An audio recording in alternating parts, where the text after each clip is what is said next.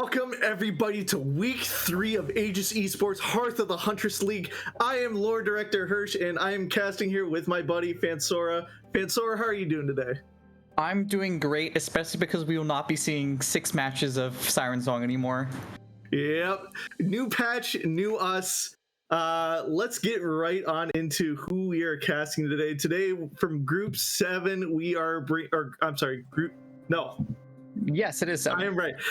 Group 7, we are going to be bringing you in the first set, ABG Noxus versus Lotus Esports. Basically, the stakes are for this match, if ABG Noxus wins this first match, they're pretty much guaranteed locked for playoffs. If Lotus Esports loses, they're not out yet, but it does help a lot. So, it definitely gets really dicey for Lotus Esports. Just looking at like the foldy sheet, it's better to, well, it's just better to win in general, but it's definitely going to be very tight if they don't get this. So before we get into everything, like I did mention earlier, we did have a new patch. What do you think about the new patch so far, Fansora? Mixed feelings. I mean, I'm a combo player, as you know. Where is it? There. Anyway, it's like it seems like there's going to be a decent amount of mid range, and I'm still trying to find a good controller combo deck, but. It's good that it addressed all the big problem cards of the last meta. So I don't think we're gonna have quite so oppressive of a meta as the Siren Song was. Yeah. My favorite nerf was the coin nerf. I'm so happy. Aww. Karma Set's finally dead. I mean, coins still are playable. It's just no more Karma Set. We're moving into Bilgewater coins now, which is really cool. Yeah, for sure. Bilgewater, it's kind of sad because Bilgewater coins is like half the coin package and it's all no play. Well, okay, Jack saw some play in Seraphine, but that's a Seraphine deck. That wasn't a Jack deck. So maybe we'll finally see Jack set, like the pre-made deck that was originally on there on release? Maybe. Who knows? I don't know if we have anyone trying that this week. All right, moving on to this week by the numbers. Look at that. Completely different from last week where we saw Siren Song completely taking over the entirety of this list here. We have Vengeance at the top, Mystic Shot, Soul Harvest, Quietus, Heavy Metal, Fish Fight, Pirouette, and Forsaken Bakai, with the top deck being brought is Swain Alawi. So, I mean, looking at those archetypes, those are all decks that have existed before the nerfs, right? You know, Jaxhorn, Swain Alawi, Nasus Vault, Heimer Jace. That last deck is the one that interests me. It's the new Teemo Elusive, which did exist, but now you have Sumpworks Monument, which means you get to do nothing when your opponent attacks you, and then you get to just chip in for Elusive. You don't have to block anymore. It's perfect. Sump Monument is by far a broken card in my opinion. It is so cheesy. Funny card. It's just like you're playing your opponent sitting at maybe like 12 HP. It's like, okay, next turn I got this great open attack. I got this great line that's gonna go lethal. Boom, Sump Monument. Everything's all messed up now if the whole plan's gone. Yeah, and I'll tell you, Hirsch, Sump Monument's not only good in standard, it's really good in free build, which is the current gauntlet. Because you can, if you have 0 cards in deck, they don't shuffle any puff caps. Because there's nothing to put your puff caps on. That's true. Now we're seeing Jack's Ornn getting a lot. It had a little bit of play rate from last patch, but it's getting a lot more play rate right now because they got a secret buff with what's the name of the card? The five man or something? No, yes. That's the guy from Lord of the Rings. Something else. It's 5 mana, 5/4, and now has Overwhelm, grant 1/1 to the top 3 cards of your deck. Yeah, I mean, it's like there are things we can say about like the buffs that like, you know, help all these decks a little bit. I still think that like the nerfs are definitely more impactful and just leaving space for everything that didn't get touched by the nerfs, like the Jaxhorn and the Swain Alawi. Yeah, for sure. And honestly, it's just. I'm surprised. Is there a reason that we're running a lot more of the Teemo Elusive deck instead of the Freljord version or the Bandle City version? Oh, this isn't a Teemo deck. This is just an elusive deck. No, I know it's an elusive deck, but a lot of people were like running more Freljord and Bandle City. It's just the elusive deck is randomly just recently popped back up. Well, this deck actually existed before. I think it was Teemo Zoe. No, it can't have been Teemo Zoe. But this deck existed because I know it ran, or there were 2 different elusive decks that people were trying. And I think people are just in Targon because Targon has really good elusives. So those are the best elusive regions. Mm-hmm. And because you have Supworks Monument from the PNZ, it means you can go even more all in. You don't have to worry about blockers whatsoever. You just don't block. They have lifesteal, that's fine. Lifesteal hits the Nexus, does nothing. And you just kill them anyway. Mm-hmm.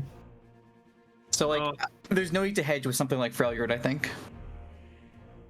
That's fair. Alrighty, moving on to our decks for tonight. First up, we have Jalu bringing Jin, Nora, Bandle. Take it away, Fansora. Tell us all about this deck. I mean, we've seen this deck before.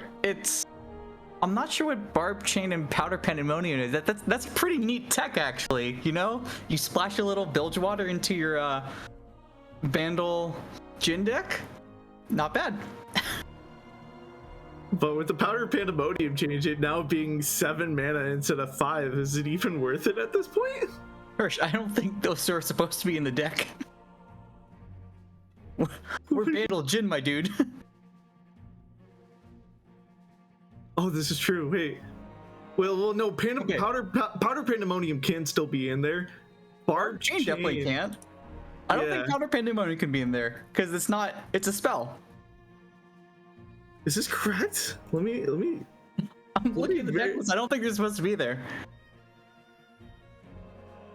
No, these definitely aren't supposed to be here. I'm looking at the deck right now. I don't know why those are on screen. So okay. we're just being trolled right now. Yeah, we'll talk about Norjin now, and Fisamir is hiding underneath, and we'll talk about that next. But yeah, so just pretend that it just cuts off at Minimorph. That's where the deck ends, at Minimorph right there. Well, just imagine how many times you can proc Plunder with Jin, though. That sounds pretty hot, you know?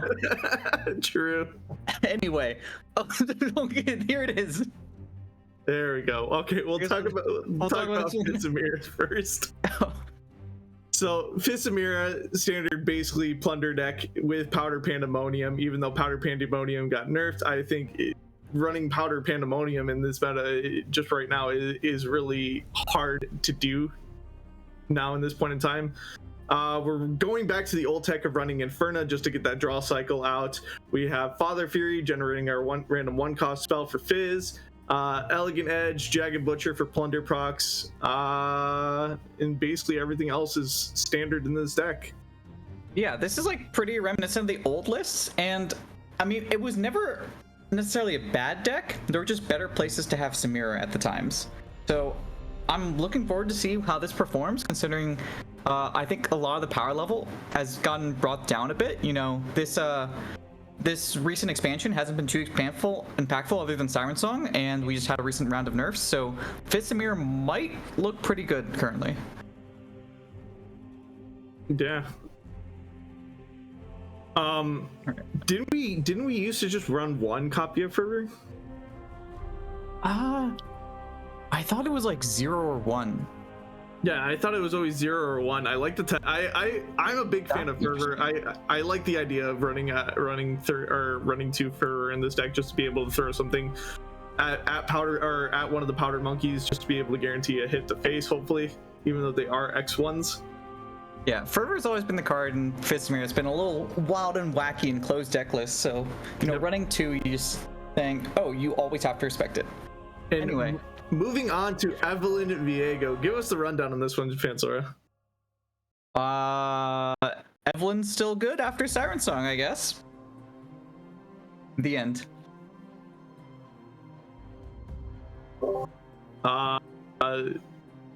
Anyway. Wasn't there a deck once upon a time with Evelyn Viego? I can't remember that. I think back. There was. I think Hate Spike was in a different spot then, or maybe this is soon after the Hate Spike buff. But this is like a pretty, like, Viego's still a pretty decent mid-range shell, and Evelyn obviously doesn't have the Siren Song anymore, but you're mostly just using it to like curve out your husks onto good units like Viego, even this 3 of Camivorn Dragon. That's not something you see all the time. Curve out to Steam or Hydrodyne just to make them a little bit more beefy, because you're just playing a mid-range deck with a really strong control tools like Quietus, Vengeance, and the like. Yeah, I do like this a lot. Just being able to have the extra Husk generation as well for domination. Domination synergizing very well with the mystery, or not mysteries. I always get this wrong. I mean, it does. Or what's it called? Encroaching Mist. Yes, Encroaching Mist. I know they're called Mist. I always get Mist rates and Encroaching Mist mixed up just because they both have Mist in the name. I mean, that's what missing's from the deck, right? We need Encroaching Mist or Mist rates. We already have Encroaching Mist. To think about how fast you can level Viego with Mist rates, though. It's true. But unfortunately, there's no room in this with the tech. I mean, you could probably take out the Gamma Boron Dragons and still fit them in somewhere, but... Yeah. But yeah, this domination, like, I'm wonder if we're gonna like, it's gonna be like happening only 1 in 10 games, but like, it can get a little bit extra pumps on Viego. It could matter in some key spots. Yeah. And while they're still in the middle of picking for their matchup draft right now, we're still waiting on Lotus Esports pick to find out who is going into Jalu. Perhaps we can go back to the Nora Jin list. We can, let's go back to the Nora Jin list, Wookie. Let's all right. Now that we got this fixed up, let's actually no more powdered pandemonium. Okay, this deck, I'm not sure how good this is, but it's always a really fun deck. Like Riptide Rex Condense, your opponent just like dies inside a little bit when you do that to them. And the best part is if you have Jin in hand and you play Riptide Rex, it fills the stack, so they can't do anything about it.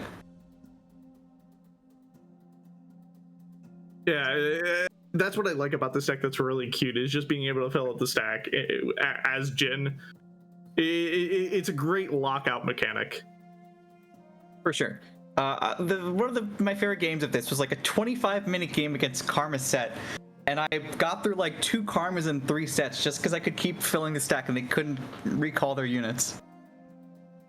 I'm sure other people won't find that fun, but I found it fun. Just 25 minutes of pure value and control. The way Brintera is meant to be played. And we found out who Jalu is going up against. It is LTS Reagan with Nora Nar as his first deck, something I actually have not seen before, and it's Glacial Saurian that I was thinking of earlier. Now that that's off my chest, I can finally rest easy knowing what I was thinking about earlier. Yeah, Warden of the Tribes is the top end. Recently buffed Warden of the Tribes. What do you think of that? Do we have enough subtypes to really do well with Warden of the Tribes? That's what I was wondering, because I thought that this list was originally supposed to be like a Nico after the bus, right? Yeah, that's what I thought so too. Let's see. It's for each unique subtype. So, I mean, you got a reptile, honestly, you've got like Yordle and Fae on the lock, and then a bird, reptile, weapon master here and there. It's probably still like at least a 3/3 buff at that point in the game, and that can definitely be enough at some points. You know, you play Warden of the Tribe, you buried Nice. That's basically game against anything that doesn't run Ruination. Yeah, running Buried Nice as a 1-up, that's actually kind of spicy to me. No, I totally get it. Like, it's especially in these open when you have open deck lists. It's just the mind games of knowing what if they have Ruination. It almost does more damage than actually playing the Ruination. Yeah, and with Hyper Jace running around right now, it does get a little bit scary, I would assume. Moving on to the next deck, we have Alawi Swain, something that has been around for a while. Nothing too different about this list from the other previous lists that we've seen in the past before.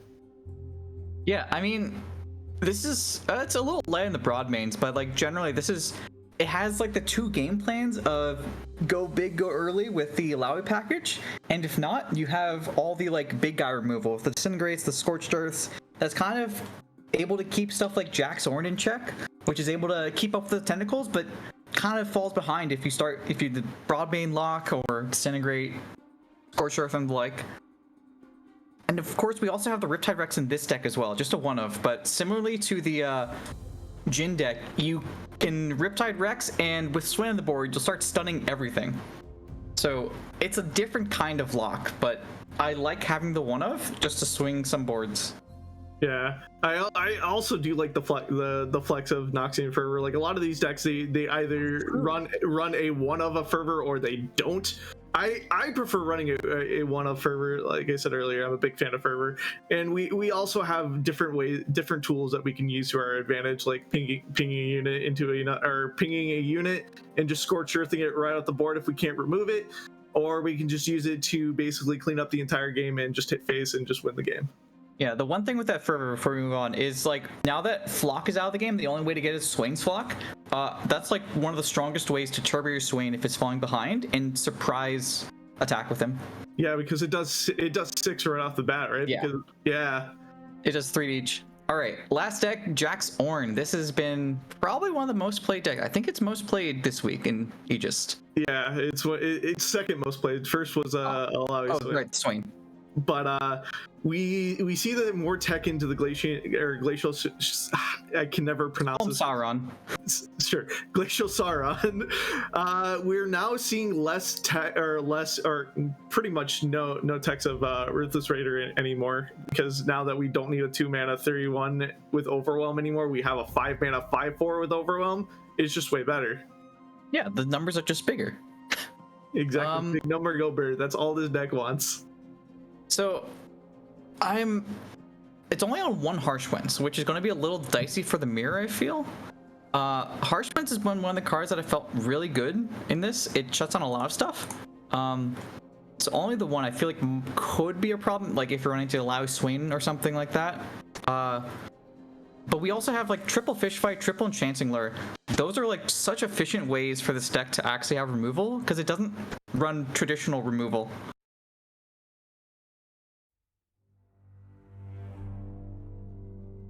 Yeah. Also, instead of running Troll Pan, now we're running here to help as well. I think that's just that was just a normal tech in general. I'm pretty sure Troll Chant's just gone, right? Yeah, Troll Chant is standard, or not standard. It's no, it's okay. Yeah. Yeah, and the one of Wild Claw's Ferocity, I'm like torn on that one as well. I've seen it in a lot of the decks. It's like sometimes you can sneak in lethal, and sometimes it's like sitting in hand. It's like, oh, well, it does a little bit, I guess. Yep. And let's see. Now moving on to one of my favorite parts of the stream right now, predictions.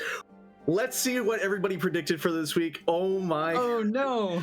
Everybody picked ABG and winning this. Maybe people will pick Lotus for the right. upset. We'll find out. This is your time for the upset, Lotus. This is your time for the biggest upset. You know what? If I could go back and change it, I would, just because I like the underdog story. But yeah, I'm assuming that everybody just picked ABGN just because they're higher up on stats right now, and they're pretty favored in this matchup. Higher up and also first pick. Like they're running 2 identical lineups and their first pick. That's like pretty hard to get around. Because they pick the one deck and then it doesn't matter. They basically pick the entire set when they're running 2 identical lineups. All right, let's get on into the matchup. Let's start crafting our matchup theory here. So, on the side of Jalu, what do you think that you want to ban the most here?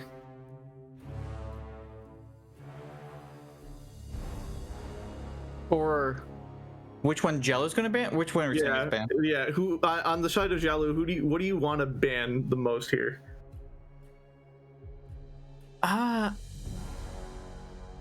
It's probably, I'm gonna say maybe Alawi Swain. I feel like the Nor is fine. And you know, Fizz can get under Jax Ornn, Viego can kind of stay even, and you know, the Jin deck's running Broadmain, that can kind of keep up. So I'm gonna say Alawi Swain maybe. What do you think? It's really tough. We have all the tools that we want to do to deal with Jax Ornn and possibly Alawi Swain, because like if we're leaving Jin, Nora open, and Evelyn Viego, we're fine in those 2 decks. The only deck that really struggles into those 2 decks is Fizz Samira. Right. like Fist Mirror can sneak a win through those decks, but you have to have a really fast hand, and we're not teched in to have a really fast hand with this deck. Yeah, I mean, like, I think Filsmeric still can, like, you can get underneath just because, like, none of the decks on Reagan's side are too great as elusive blockers. Like, it's kind of just Nora across all three decks. Yeah. And I think on the side of Jalu, or on the side of Reagan, you're just looking to ban Evelyn, honestly. Just any deck with Vengeance, like, really just screws up our entire game plan with all of our three decks, in my opinion. Yeah, and, like, only, like, the Alawi Swain is a good way to deal with Viego, too. It's probably definitely leaving the Fizz up. That's probably the easiest one, because it's on them to force a win through. The Jin deck can also be a little scary, but it's probably manageable as long as you can set up properly for the Rex turn, which, I mean, there's Warden of the Tribes does really well, and the other two decks just kind of get big enough for that. Mm-hmm. And we see Jax Warren get banned on the side of Reagan here. Yeah, that was the second pick. It's just like, even if you have this sorts of removal like Vengeance, like you were saying, if all the stats are on the weapon, it's so much cheaper. And and there we see the Evelyn. Yeah, we see the Evelyn Viego. I honestly, I think that one is kind of like a no-brainer, in my opinion. Who do you think is favored in this match here, though? Honestly, if Jalu can get a win on Fisamira, I think he can run away with it with Jin. Yeah, because like on the surface, it looks like Reagan's slightly better. Yeah, he is slightly better. Just as long as if Reagan is able to basically keep Jalu on Fisamira, he should be fine. But like I said, the only way we can get through Alawi Swain on Fisamira is if we have a fast hand. Like I said, we're not tech for a fast hand. We're tech for a slow late game, which is going to be really hard in what Swain Alawi wants to do. It wants to get the late game. And you have like 7 mana Powder Pandemonium for sure. But like, there's also the fact that like these decks don't run healing. As long as Jalu has a little bit of breathing room through like turn 3 to actually get enough damage in, there's the double Noxian Fervor. Even just like Powder Pandemonium on defense on the final turn, that might be just enough burn to go over the top. Yeah, for sure. I gotta pull up this my mind is just blanking today. This Nora deck, just to see what we're running in this deck again. Like even just think Bandle Swarm.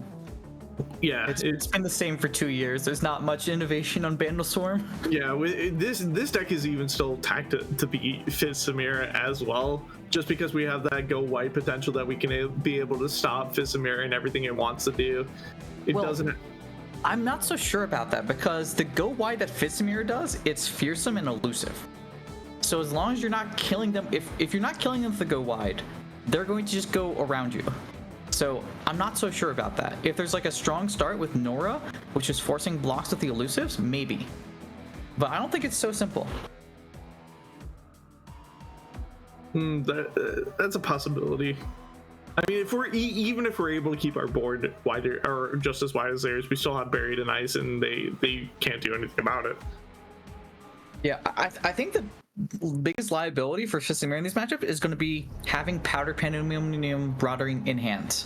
Like, I think in both these matchups, you just need to be faster, because late game, the Nora deck's just going to open attack on you. You can't cast Powder Pandemonium. And the Alawi deck has just keywords that you, like, Overwhelm or Fearsome. So... yeah, we even like this deck is even favored into Powder Pandemonium just because we have Bandle Signpost or Puzzling Signpost. Just bounce it back to hand. It's 7 mana now. You're not able to cast it again on turn 2. Yeah, I think Pandemonium is definitely just going to be a bait in both these matchups. Yeah, I 100% agree with that. Let's go! Okay, Hurst, that was a riveting game 1. It was. Congrats to Reagan for the victory.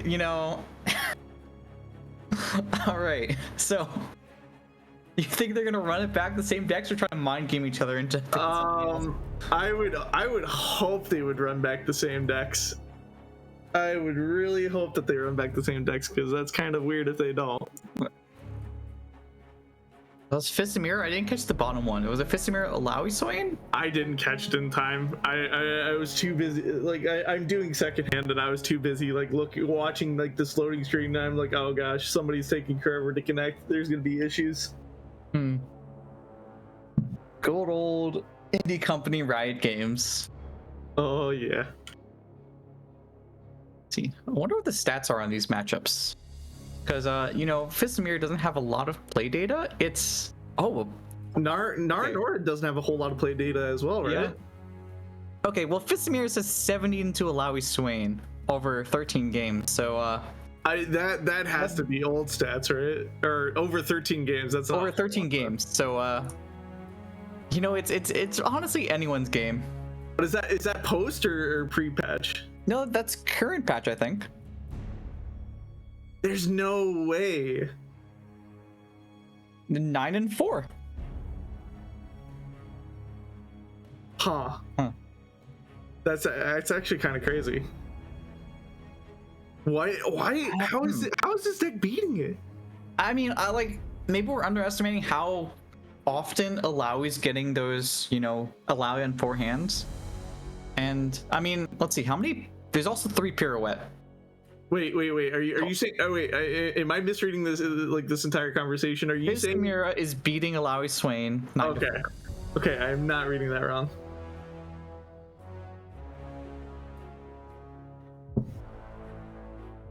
I mean, it might just be the pirouettes coming down at clutch moments. That's possible. Because like the Alawi coming down, there's really nothing the Fistamir can do about that, and it's gonna hit for like 7. But maybe if you just have that one pirouette the turn Alawi comes down, you can develop behind it and set up for a pretty big swing. There's 2 Maride Wardens though. I mean, you're not getting through over the board. You have to get through just purely on... I'm not sure if I believe that. There's 3 heavy metal, 2 Make It Rain in this list. That's weird. Well, while we try to figure out, apparently there are some technical difficulties on both sides. While we try to figure everything out, we're going to send it to a quick break. Sit tight. We'll be right back as soon as these difficulties get resolved.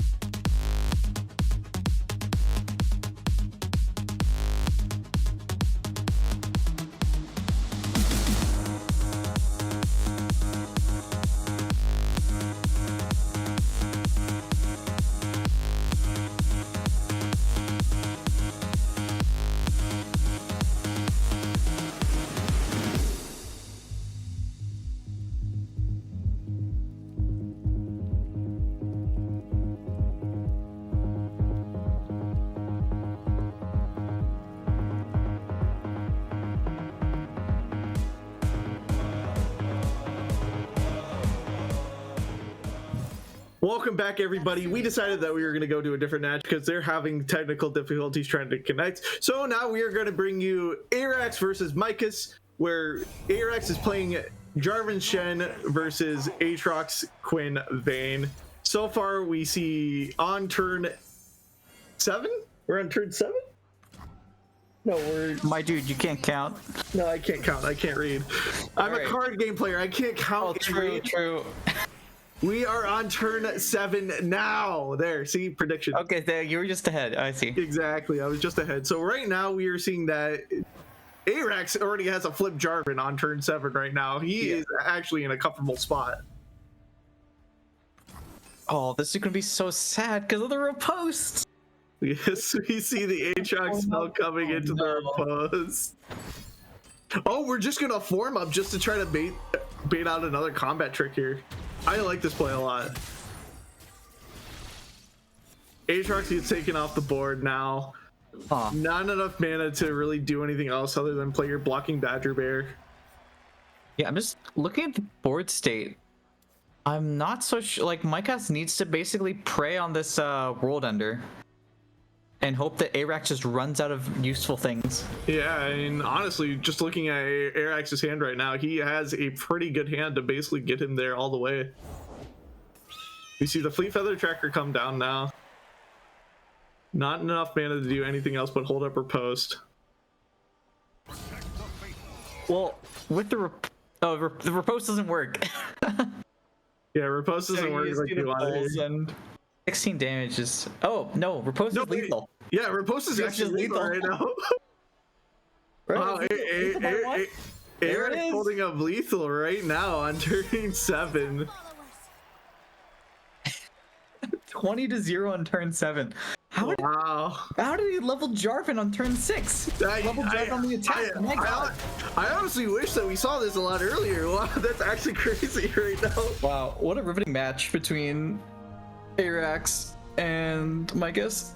Yeah. You know, that Shen Jarvan's kind of interesting, like, as a counter meta pick, because, like, it's gotta be good against, you know, Aatrox, as we saw. It's probably good against Jaxorn as well. Like, I imagine there's a lot of matches where it's just all the other mid-range stuff that doesn't have good removal, or it's all damage-based removal. You just wall them with barrier. Yeah. So we now know that Shurima SI was banned against AraX. He is now playing Bard Demacia. Honestly, silence and suppress. Let's go. Double silence and suppress, man. We're good to go all the way now. I mean, there's like broad bans and stuff you want to silence and suppress. Like, I understand it. It sucks having 2 of them in your opening hand, but I understand the vision. Yeah, is this basically just better elites? I haven't seen a whole... I know Bard Demacia has been Bard... I'm pretty sure it's the new elites. I haven't seen it a whole lot. You just play numbers on board. That's what Demacia does. Yeah, this is just basically elites, but now we have a really slow hand, and it's kind of... No, it's fine, because Mikus is going to play the spear, and AraX is going to silence and suppress, destroying the spear. Oh. Never mind. We're not even going to have a chance. Actually, no. He can burst... Oh. There it is. Okay, yeah, playing around the silence and suppress. I like that a lot. I like that a lot. It's like Mikus is just mind reading AraX's hand. I know you have 2 silence and suppresses in your hand. I'm not going to allow this. This is really awkward for AraX right now because our curve is just all over the place. I mean, it's a little awkward for Mikus too. There's like no units. And look at that. You said something about a curve, and I see a 0-cost 3/3 in hand, so I'm not so sure about that. I mean, I think AraX is chilling. I think both players need to draw into their bombs a little bit. Oh, okay. Now silence and suppress. I was a little early. Now we have to silence and suppress now. Now the funny thing is, Mike is going to be here. Like, okay, he only runs 2 in his deck. Surely he doesn't have the second one in hand right now for when I play this harp on some unit. So the funny thing is, now that our Broadway got silenced, it's just now a brick 0/3. It does nothing. Oh no, not the second silence and suppressed. I'm not sure if it's even worth it here, but it would be really funny. It would be really funny. Honestly, getting quick attack or Darken Harp off the board early on, especially with Spear, that's pretty huge in my opinion. Well, the thing is, like, it would be great, and we would like to get rid of this Harp. Like, Harp's probably one of the scarier ones. But, you know, Harp on that Broadwing is not scary whatsoever. And if that Harp lands on a Ranger Knight Defector, then we really want to plan to suppress the Ranger Knight Defector. So I think that's what AraX is taking for. That's true. It's like, only now turn 4, that's what you're scared of. You're not scared of the 2/3 Silence Broadwing coming in for 2 damage. We see Mikus thinking about taking this trade, but he's just going to decline it, keep his board going wide because we have no other units to really work with right now. We top deck our Vayne that is now a 4/4. Demons walk among us, masquerading as men. I imagine we're just going to try to slam this Harp on this Vayne and just let this Vayne go crazy. Yeah, I mean, I imagine if it comes down on the Vayne, we have to silence that. Like, actually, not Scout, but actually, do we just put Lodestone on the Vayne? Because we want this board to go wider right now, right? True. Or not wider. We want this board to go or get bigger, I should say. Keeping that, we're able to trade. We're able to keep these trades down. Not my first fight. I think Mikus might just be waiting for like, once they get the Vayne attack in, doesn't want to lose a unit, has the form up so the you know, Fleet Feather Tracker twins can't pull the Vayne successfully. So I think it's just to start leveling Vayne and Aatrox. Although I do think we want to get down some weapon here. Like, with this hand, our outs are Aatrox at the moment. We don't have another, like, we don't have Ranger Knight, for instance. Yeah, we see Swiftling Flight come out right now. He chose to develop or to generate a. This needs to go on the Vayne. Okay, yeah. Because with the Swiftling Flight, it changes all the form up breakdowns. Or breakpoints, because these birds are going to be challenging for 3. Mm-hmm. And it doesn't buff itself, right? Yeah. I don't. Oh, that's such a good draw. Yeah, and we have Bard just to top it all off right now. Like, we get to develop this Bard for free without any punishment. Yeah, so this is forcing both form ups out of Mikus, which is not where you want to be. Yeah, and you're pushing. This might be almost close to leveling Bard 2. This is a +6/+6 buff. It's gonna be miles for your Bard level up here. Yeah. I want to know how many chimes. I think we hit multiple chimes on this Bard. I think it's at 2 chimes. Or so, one on the bird, one on the Bard at least. Unless we had one in an earlier turn. Oh, we just hit 1 chime on the Bard. Okay, so this Bard isn't really that far along, but it's still gonna get a pretty good level of progress right now. This swing's gonna put it above halfway, for sure. We see the Darkened Harp going on the Elkin right now. Wait, but now the Vayne dies. This so the Vayne tracker gets up to 4.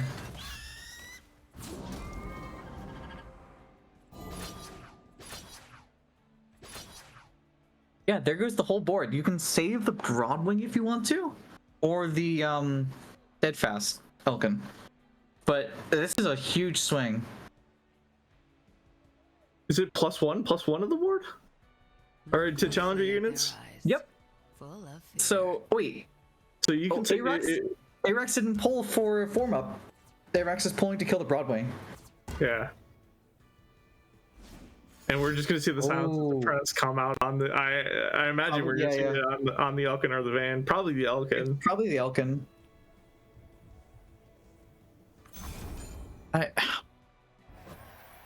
So this now guarantees that this Elkin is going to die for free. It's not. It's still trading. If Mikus wants to guarantee kill on a Vayne, I think it depends. It comes down to whether Mikus reads. Okay, so Form is going to save Vayne. but there's going to be nothing else on the board, and Vayne can't attack because the quick attack harp is gone. Yeah. We're gonna save the Vayne here. I think we were meant to just take out the broad or pull the Broadwing with our 3-2. It might still be fine because of the single combat in hand, but you don't want to have to use it. But we're gonna see this AraX come down next turn. This tumble keeps ticking lower and lower. It might be just enough to stabilize unless AraX. That's level Bard. It's a level Bard, and we'll trade with the AraX if he wants to. Oh, it's not level Bard? Okay. No, it's very, very close to level Bard right now. Wait, but then Don't take the swing, Mikus. Just let it go. No. Just let it go. there's nothing. Mikus is bluffing a catch, if anything. I don't think it's worth it. It's not. Like, AraX is holding up single combat. We are in actually a comfortable spot right now, in my opinion, on the side of AraX. I'm not sure if I'm counting this correctly, but I think a chime off the top will level this Bard. I'm not sure, but like that's one or... Yep. 18 out of 20. So we just need a chime and a draw. Oh, okay. Well, this is basically the swing for him. Unless... Is he planning on just hitting this Vayne right now? Just taking this off the board with Garen? Woo, why not with the Garen, though? I guess catch is still scary. Yeah, I guess so, but... That's really weird. Don't do it. Don't do it, Mikus. No. Okay. Okay, Yeah, wait. now Hold on. Run this by me where AraX was respecting catch the first time, but not this time. Because if you... Okay. Because I think that's what Mikus is trying to do. Mikus is like, oh, AraX did it like that, so I couldn't catch to save. That means he thinks I have catch. So we, of course, have caster vision. We know that Mikus has no catch right now. It is 100% correct to let this Garen go into the AraX right now. That's unfortunate. But I do think Mikus was reading into the single combat and saying, oh, I think I might be able to bluff it here. And if I bluff it here, I get an extra 2 health over the few turns. But there's the chime, there's the Bard level up. Also, we do have a unit in hand now. Oh yeah, it has to be a unit too. Oh, that's the best one too. Oh! I'm not sure if there's a better top deck in the whole deck. Oh, and we get our Silverwing. That actually might spell lethal here. I mean, okay, we have blocking Badger Bear in single combat. But blocking Badger Bear is... I don't think that's enough. You're going to have to spend so much mana here. You're going to have to Badger Bear into form up into single combat here. It's going to be way too many actions here because now we just drop our Silverwing and then... I mean, it's just like, we count the blockers. Badger Bear in single combat has 2 blockers. Each of these birds is coming down for 3 now, I guess, but... It's still not enough. I think it's exact lethal. I think so too. So we're doing 3, 6. Okay. No. I think form up single the 4/3 is 1 off of lethal actually. So yeah. if we take out one of these no, it has to be this Swiftwing. Otherwise, it's exact lethal. This way, I'm pretty sure it's 1 off. Yes, it's what it is. It's 3 off or 2. I can't. Oh, I got okay, 2 off. So we're able to fire. Okay, it has to challenge. That's why it has to challenge to get the buff. Oh, true. But So we buy ourselves 1 turn here. It's not really a whole lot to do. Hear me out. World Ender top right. How do you like that line? I like that line a lot. There's no other line here. I don't see anything else. Mikus unfortunately drew the worst top deck that he could get right now. I don't even think there's an actual top deck that bails us out here. I think that, well, I think a different top deck, like if we do something else instead of this value, if we drew Anaka into the nuts, we had an out. Oh, wait, no! Actually, we're fine. Ooh. We're fine. I forgot her. I forgot. It's been so long. No, since I've seen no. AraX. AraX is still 3 wide against Mikus is 2 wide.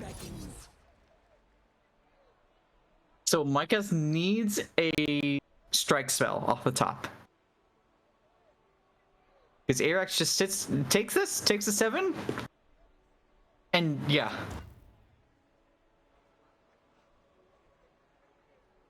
We have to kill this bard here. Have we seen a single combat out of Mikus?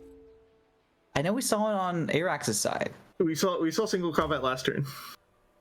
Off of Mikus. Oh, then I don't think there's an out. There's only one single combat? I think if AraX open attacks, I don't think there's a single out.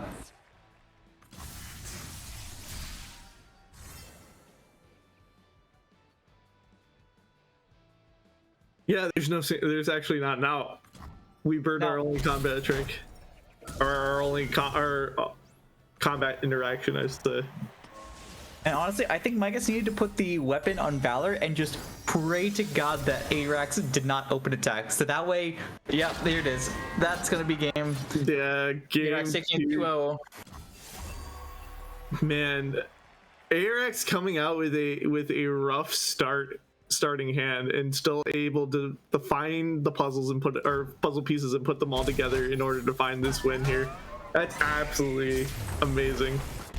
For sure. Like, there were some clutch draws there, but AraX definitely found the lines and went for it, and barely squeaking by, because for sure, Mikus, if they had, like, 2 more health, definitely stabilizing from then on. Yeah.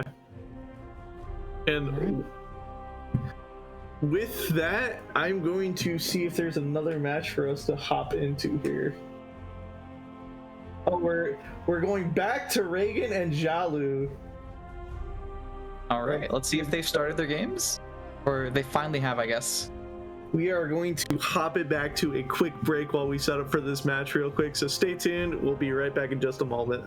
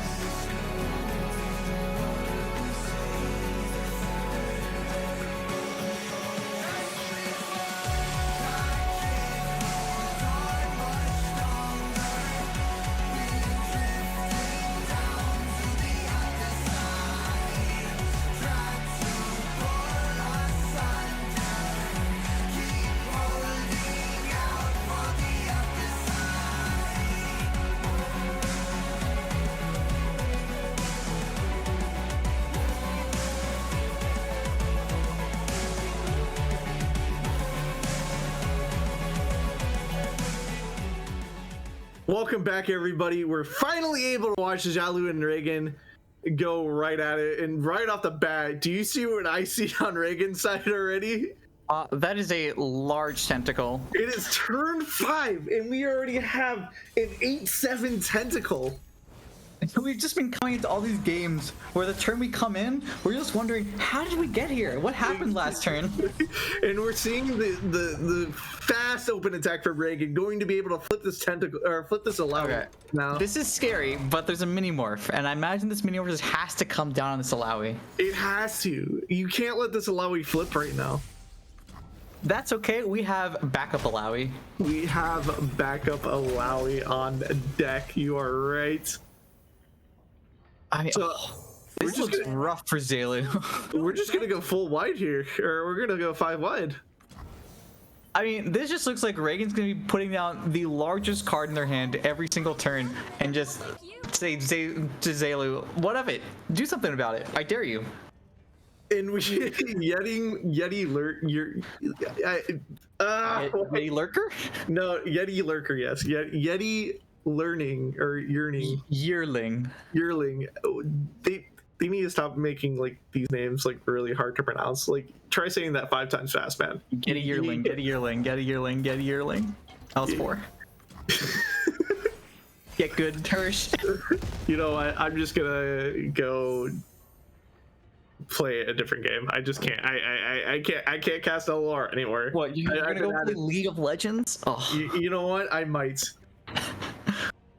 All right. Well, We see the Concha just come down on the side of Jalu, getting back into this game. We see a Pytos, a Fade Aid, and a Poison Dart. It's gonna be that Pytos, easy enough. We want those 2 procs for that Jhin. I'm just looking at Jalu's hand, and it just looks like a pray for answers hand. Like, I'm not sure how this is salvageable. Like, Reagan's gonna play this Leviathan, Leviathan, and I just don't know what Jalu can do. Honestly, with Jalu's hand right now, I don't know how far along this Jhin is to a flower or a Lotus trap. Well, We're honestly safe to drop this Jhin right now and just like try to get this Jhin to basically stabilize this game by stunning the board. So hear me out. I don't think it matters how far we on to Jhin because the Jhin stun's the weakest thing, right? So it's gonna stun that 1/2, right? What's that called again, Hirsch? Yeti. That's all we're gonna call it. Anyway, it wouldn't have stunned this. It's gonna be a 12-6 Alawi overwhelm. This is gonna be a really scary lot coming at us right now. I think we might even be able to play this Swain here. Who knows? I think, you know, these tentacles fished up a oyster for Reagan to have their world in.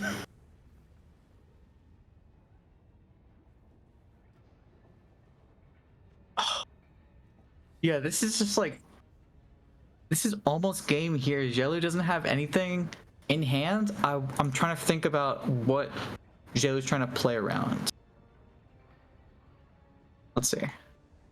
Because there's already the 1 mini morph. I guess the worry is a Broadmane coming down. Broadmane into Pytos is a bit of a problem. But otherwise, yeah, leveled Swain.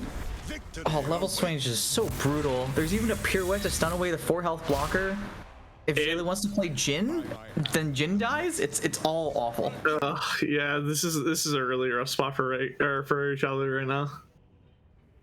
Actually, what's even worse, if Jalu plays Jhin now, Reagan gets to ping face and stun the 3/4, and it gets rid of both 4 health. There's still a portal skull, so it would stop Swain. However, it doesn't stop this 12-6 leveling Alawi. So we're gonna see this pirouette come out, but I think we're just gonna honestly avenging Gustai in this because we have to keep this board out right now. I don't think it's gonna be enough to save us, but it's at least a shred of hope to hang on to. Yeah, it's at least a shred of hope to hang on to right now. I think Jalu just, I'm not sure if a Riptide Rex is even enough because we don't have a condense. I don't think 1 Riptide Rex does it. There's going to be, you know, Swain, Boat, and Alawi. Alawi's going to level to 7 health. I'm not sure if I see it. I think on Reagan's side, you're just supposed to rip out like we obviously know that it is avenging Gustai in the bush, but like you just have to let it go. You have to put Jalu in this position. Do you really want to burn 3 mana just to be able to stop this pirouette right now? Yeah, I mean, Reagan's on, you know, Riptide Rex top deck as well. Forcing this out's nice for that. Tentacle Smash, Riptide Sermon. There's so much stuff you can draw into that you... Yeah. Oh no, our Yeti Yearling. Or what? No, we're keeping it safe out of combat. Our Yeti Yearling, Hirsch. Protect him at all costs. We have to. We can't allow him to be able to summon a 1 mana 5/5 Yeti in our deck. God forbid anything but that. It is illegal. Honestly, 5/5 looking a little small on this board. Honestly, we should honestly just swing Boat here. For the tribe! I agree. I also think it doesn't matter. Because we were just pushing enough anyways, yeah. We're just pushing so much. From your canvas, Well, I don't think... I would at least block with the 3-4. I think we'd prefer to have Jin on board for the stuns instead of having to redevelop. So now we won't have Jin on board for the Riptide Rex. It all depends on how many portals we're getting in deck. Like, we're getting one portal in deck right now. I don't know how many other portals we have in deck already. Yes, but like Reagan's 5 wide. I don't know if any amount of impact on the portal is going to matter.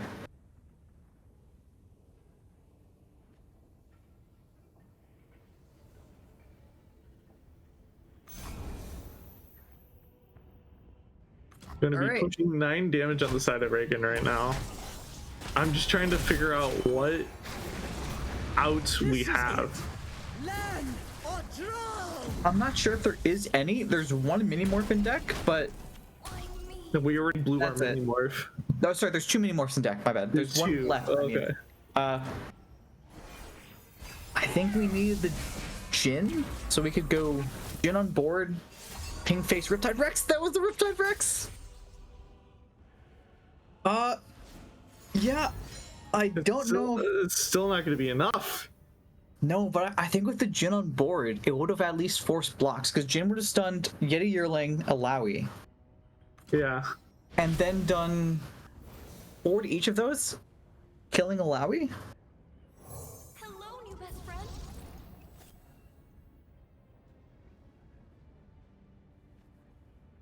Oh, I didn't notice. We also just drew a second Swain. That's neat. You know, that's what I was saying last time. You know, we needed more things. We didn't have enough Swain. Exactly. So stack is filled now. We're Oh killing no, our Yeti Swain. Yearling! No! And oh no, our Swain. You're talking about Swain instead of Yearling? You monster. I'm sorry. But we're just gonna see a redevelop of the Swain here. What if I did it again?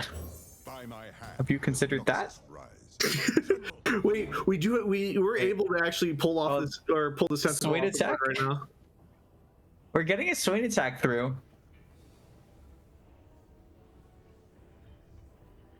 We have to pie toss this tentacle now, right? Yeah. So this tentacle gets pulled off the board now. That's kind of fine. Okay, the issue though is this open attack, right? Stuns Rex, stuns Portal Scholar. There's nothing left to block Swain.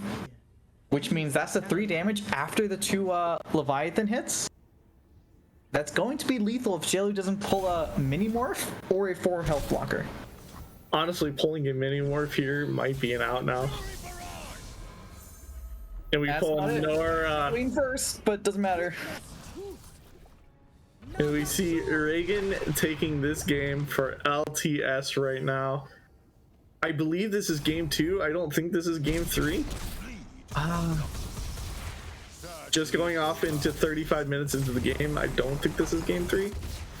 Yeah, that'd be a very fast game 1. Or game Yeah. 1 and 2 if that was game 3. Yeah, And, so we're, you know, Nora Jin, famously known for quick, fast games. yeah. So, So Rogio is also having connection issues as well. It seems like ABG Noxus is having connection issues all across the board, and we are getting into the next game right now. We are going to see Nora taking on Jin Nora as well. yes, this was the interesting failure deck we saw earlier. Yeah.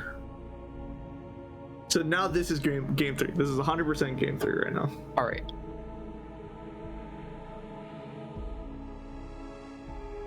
Let's see. Nora off the rip is pretty good. Yeah. Reagan can't actually kill Nora.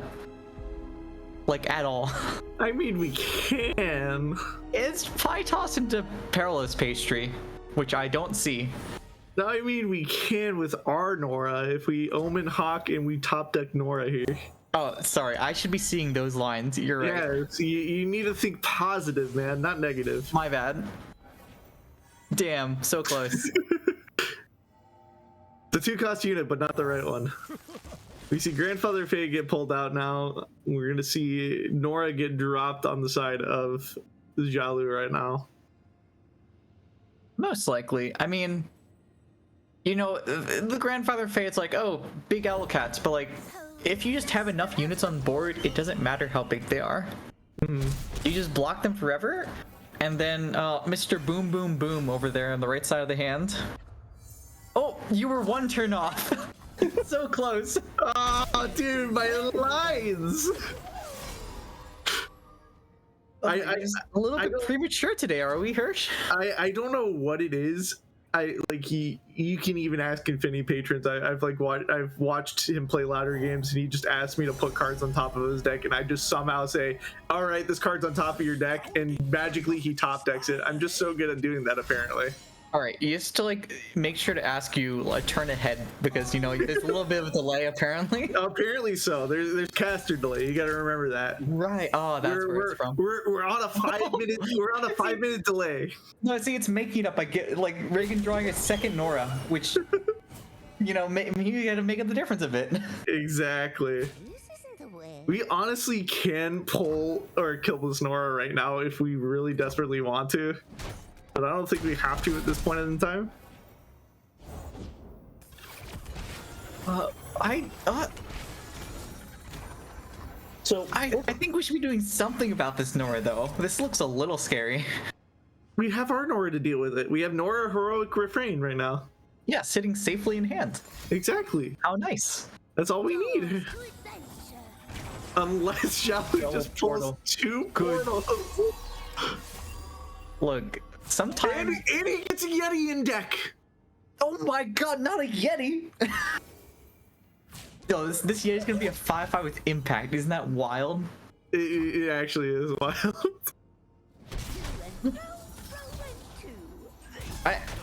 Yeah, I feel like just like some of this 2 Nora hits is gonna be snowballing. Okay, we finally see the Nora come down as prophesized by Mr. Sir Hirsch. It also it also got buffed as well. Wait, oh my god, proximity buff cap kills buff Nora. Oh no.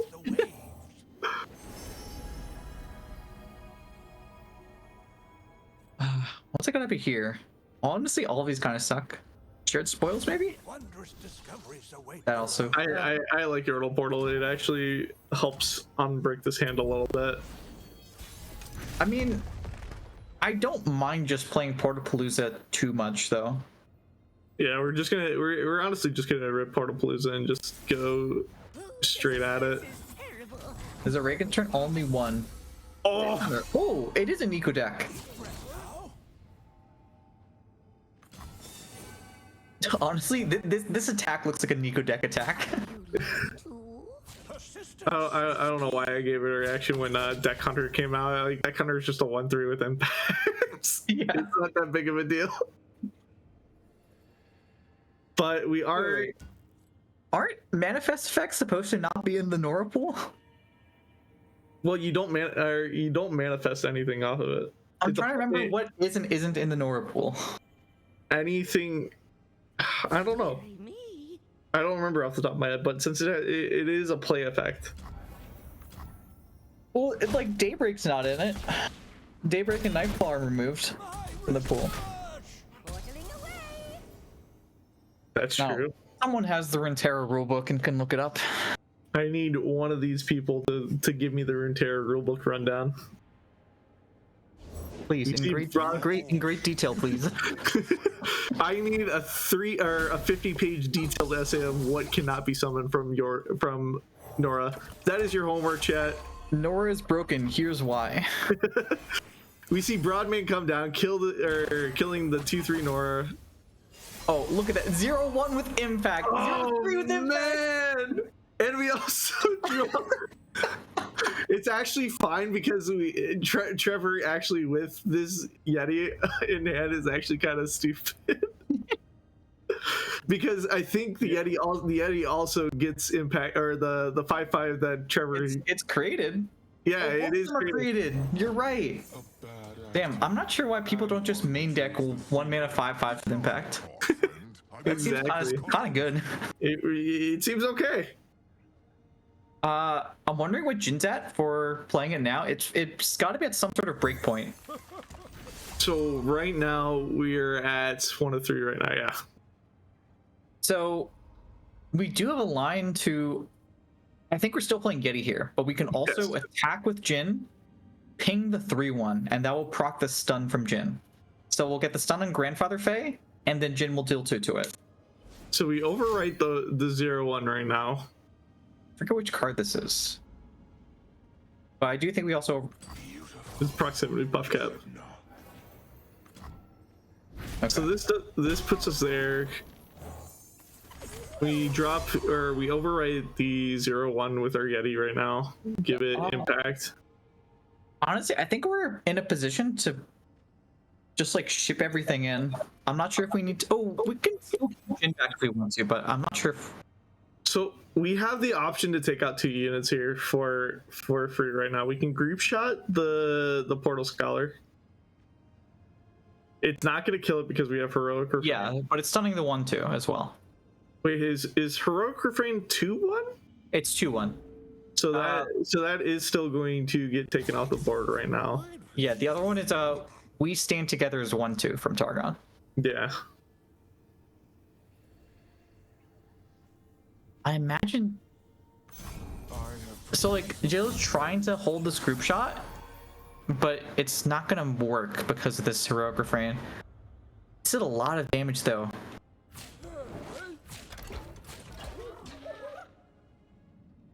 I think this is setting up for a pretty strong Rex in 2 turns.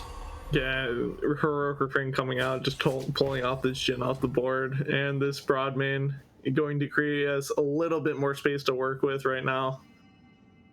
It kind of sucks having like Jin and Broadman disappear, but like I'm just thinking about the amount of impact we're going to have with this. You know, we're gonna have the Renrag Yeti, another Portal Scholar coming down.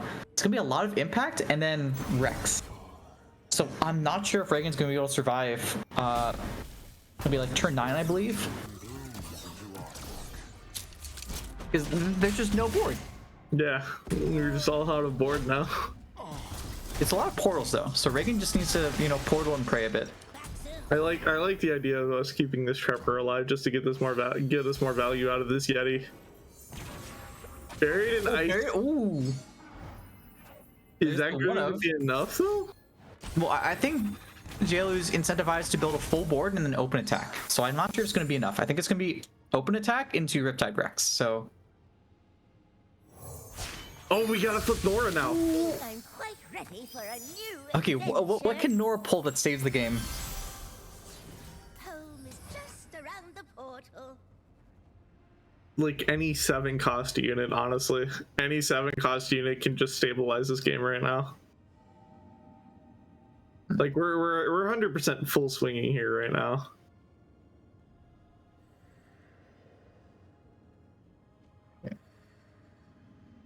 So Jalu can play Portal Scholar and Rage Yeti, and Rage Yeti's gonna get 2 impact, and then block with the 0-1 for Trevor Snoozebottom's elusive pal. We can also kill off the 3-1 spider here. We can, but this 3-1 spider is not doing a whole lot for us anyways, which is fine. No, just Oh yeah, you're talking about pie tossing it. Now I see it. oh yeah, pie toss. Okay. You know, who needs 2 impact? 1 impact's plenty.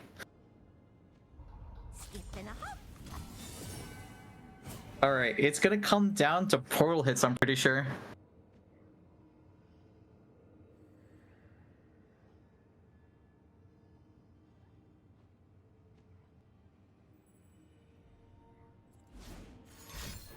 So we see the mini morph coming at the Nora. I honestly forgot about this line completely.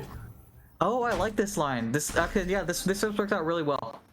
So we see the pie toss right now setting up for the Rex next turn. Actually, it doesn't even set up for the Rex next turn. We just open and then We open into Rex. yeah, we open into Rex just to seal the game.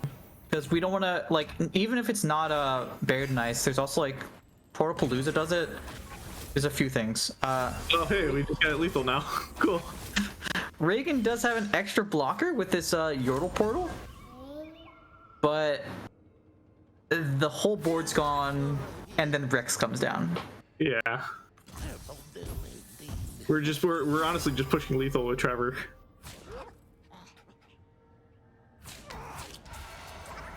Yeah. Elusive? Swole Scott doesn't have elusive anymore. Wait, it had elusive at one point? I think it did. Oh wait. Oh, we had a chance. Beg your pardon? See, I saw that. I'm like, oh, is that a Badger Bear? Oh, no, that's the other. And we They're all the same. see Jalu taking the set 2-1 into LTS right now. So that pretty much guarantees the whole entire set for ABG right now. There's like, Yeah. So ABGN is pretty much locked for playoffs right now. I believe so. They're going to be. Those numbers aren't right. So if LTS wants a chance to compete late or to be able to move on to the next round and to play-ins, they have to win out these next two matches. And we're gonna see their final match of the night later on tonight. But for now, we're gonna throw it to a quick break. Stay safe. We'll be right back.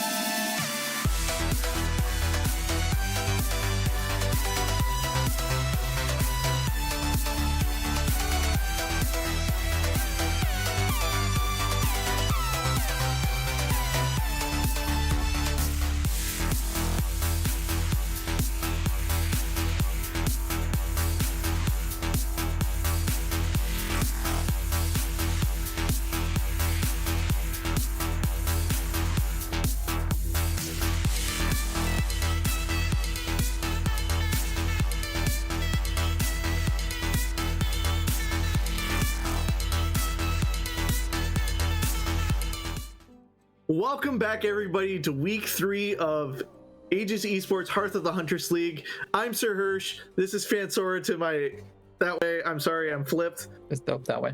What did you think of the first set so far? I think we got into some really interesting games. Halfway through, they were running. But other than that, I think they were pretty close. I think well played by most of the players. It was really unfortunate that we did get into those games halfway through due to technical difficulties, but we still get to watch a little bit of the bigger games. We got to watch ABG Noxus secure their spot in playoffs. Yeah. Coming up, we're going to have another match where one team is probably in the playoffs and the other team has to win to make it into the playoffs, which will be fun. Yep, and speaking of playoffs, the Aegis Esports Hearth of the Huntress League is brought to you in part by Community Gaming. Community Gaming is an all-in-one tournament platform that helps supercharge events of all levels, from community grassroots to tier 1 professional events. Experience it yourself, but start playing and earning at communitygaming.io today. And with that, let's get right on into these decks, fans. So I'm ready to get into this match. First off, we got Renrag's Jinx Bandle City with Return O Wrench. One of these decks, this deck has been floating around like under the radar for a while since, honestly, Return O Wrench came back. What do you think of this deck so far, Fansora? I haven't played this deck in a while, but I really enjoyed it. Like, the Return of Wrench, it might seem like, oh, you never empty your hand for Jinx. That's just not true. The Return of Wrench just basically says all your blowbacks do max damage. Your Electro Harpoons are always on. It's such a nice card that it's like honestly one of the stars of this deck. Yeah, honestly, to be honest, this deck, once Eternal format comes around again, this deck is going to be insane. Lulu Jinx is going to make a comeback. Oh no, don't say that. Don't say that. It will make a comeback, I'm telling you. And I'm honestly so excited I for it. believe you, and I'm scared. I'm so excited for this right now. I love Returnal Wrench right now. It's just like when I played this deck, I honestly felt that this deck is just always, it feels like it's missing something. Yeah, I mean, it's just like the blowback for 3 on 2 things. It's so satisfying when you have like Return of Wrench Flame Chompers, and like I haven't seen that in other decks prior to Return of Wrench's release. Yeah, and honestly, a card that we don't even see often in play anymore is the One of Arena Promoter.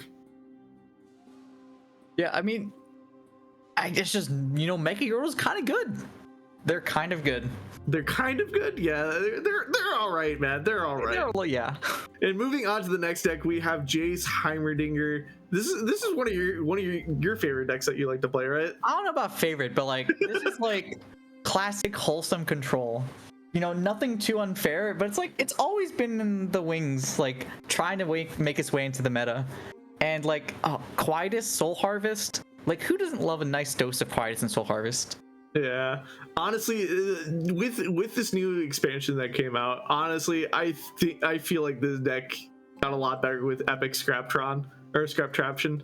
Just if you have a Jace on board and you have a 6-mana Epic Scraptraption in hand, honestly, that's huge. Getting 2 6/6s with Brash on board, that's massive. Oh.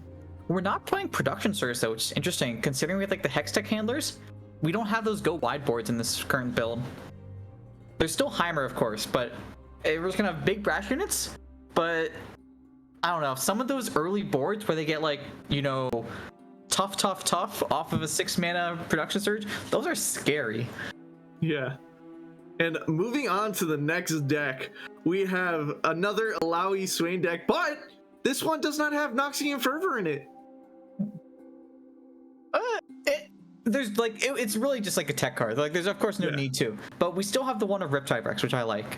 Yes. Yeah, so we also have a one of Pool Shark and a one of Hired Gun as well for our flex spots. Just being able to guarantee that extra draw for next turn, trying to get that, or trying to unbrick these hands, trying to be able to get our top deck outs.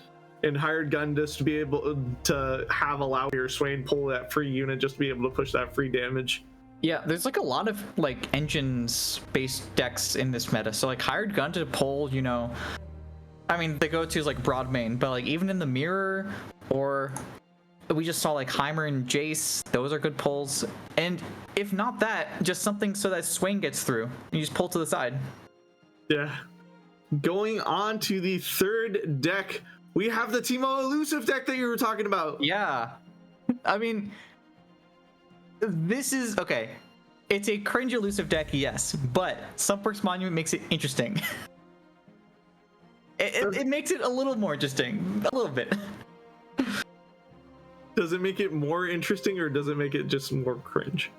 Okay, well maybe that might be what it actually is, because it used to be you'd need to play out your elusives, and like as you can see, every card says elusive. Even when it doesn't say elusive, it actually does. Like a Lunari, Shadestalker, and Wing Messenger.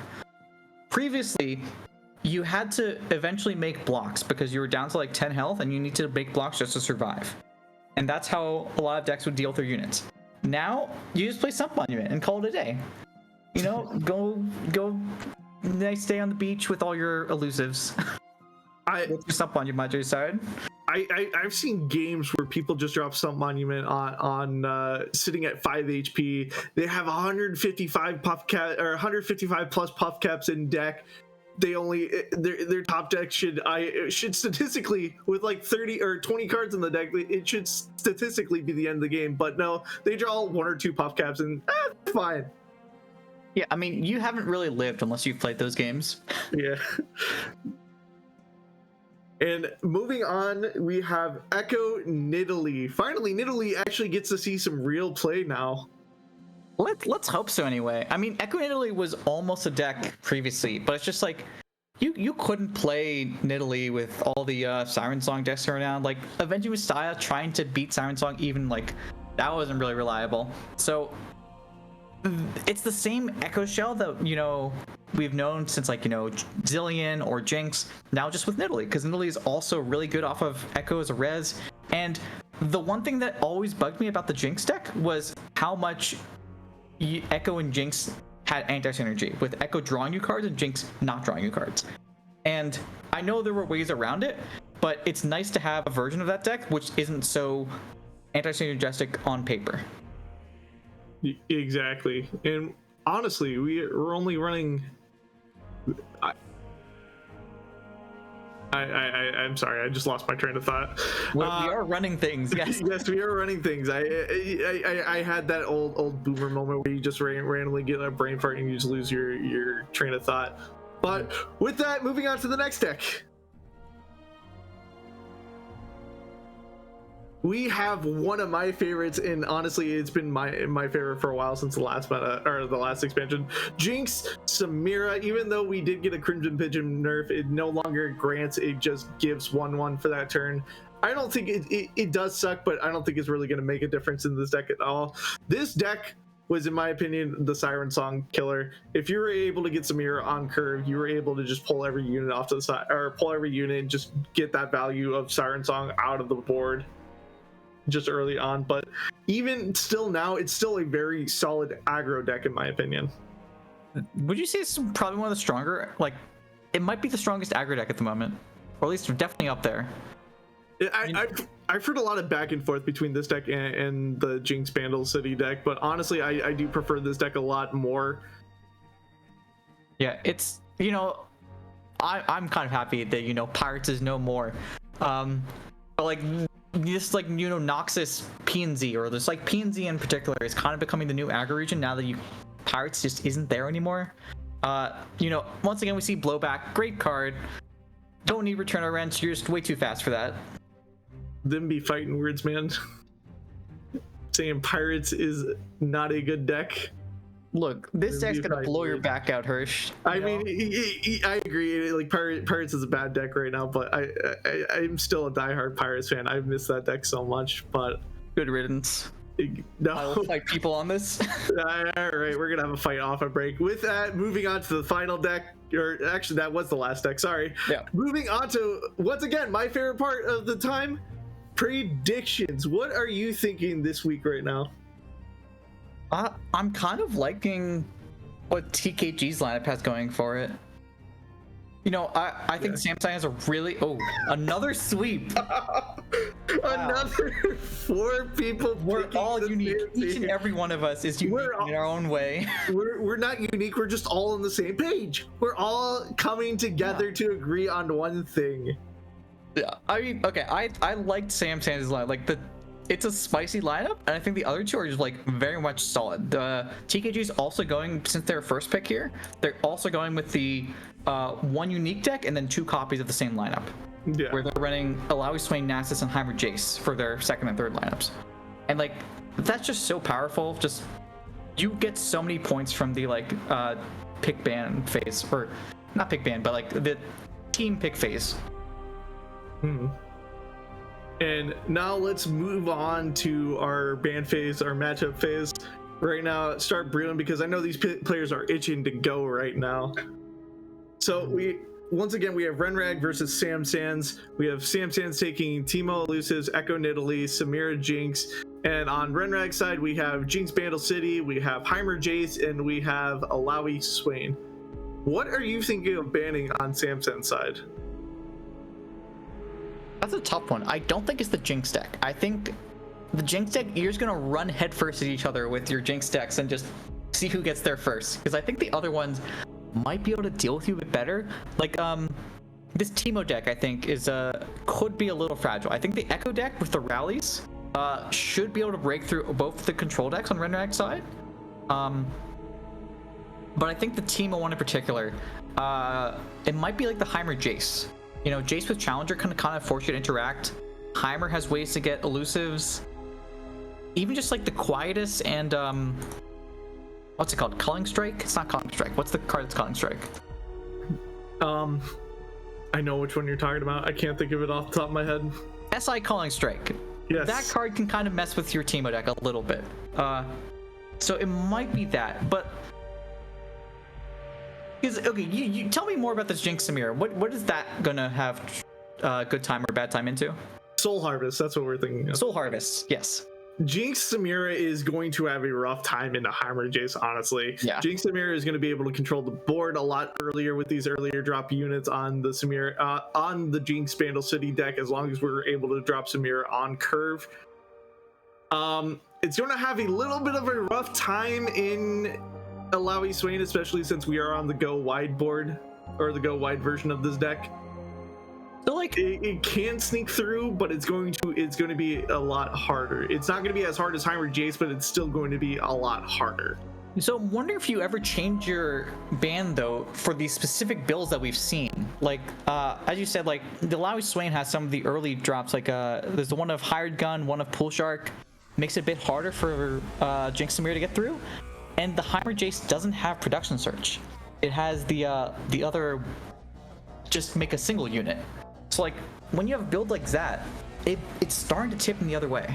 And we see the Echo Nidalee ban on the side of Samsams right now. Honestly, I would have either picked this one or the Teemo Elusive deck, because just the Teemo Elusive deck is a little harder for us to deal with, especially if they do ban our Jace Heimer deck. Yeah, I mean, we weren't talking about it from the other side, but like this is kind of where we're going along the lines of, you know, this Heimer Jace kind of has ways to control against the other two decks, but this rally is like Echo has historically done pretty well against SI with that sort of thing, and we see Alawi Swain is the ban. Yeah, I think, I'm not sure, but if you're looking at the deck list and you see like, you know, the Mirai Wardens and all that, it's starting to tip in the other way. And you know, the Disintegrates are especially harsh against the Teemo decks. Sometimes you can get out of range of the God, I forgot the name again, the Culling Strike, just by buffing it out of range.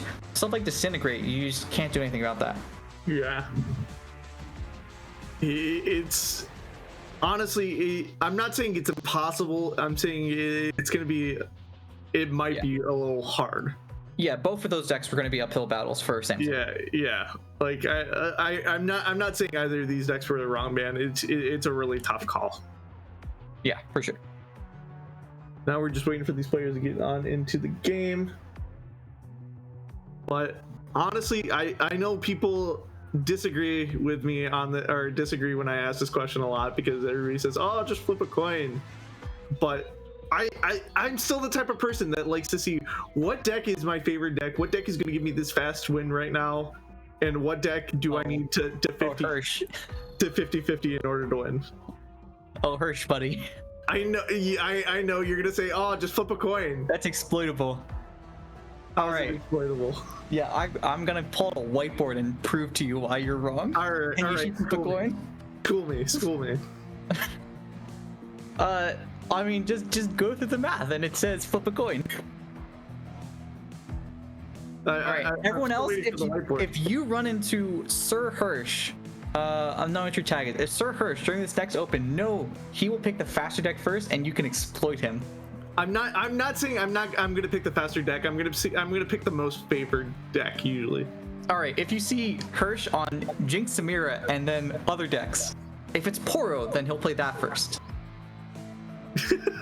All right, and we see Bandle Elusive coming up against this Jinx Bandle City deck.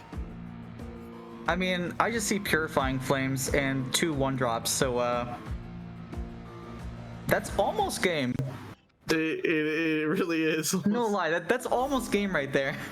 And we see the Returnal Wrench on 2 Returnal Wrenches on Renrag's side right now with not enough discard fodder at the moment. Yeah, I mean, you know, I don't want to ever say you can have too many Returnal Wrenches, but like, you know, you can at least ask questions. All right, I'm waiting for you to ask the question. You know, like, no, I'm just like, you know, ask questions of Renrag about like, you know, is he gonna use these wrenches to like build a house, you know, or, you know, maybe some smaller projects. I don't know. Maybe he fixes his leaky faucet. Yeah, something like that. You know, it's nice to have a backup wrench. You know what? I 100% agree with you right now. And with that, we see the Acorn get dropped, swing in, and discount our Purifying Flames, which is going to be really good. We see Squeaker come onto the board. I didn't get to see all of it, but we saw Bouncer and Bolt get pulled, which is going to be actually kind of nice in this matchup. Yeah.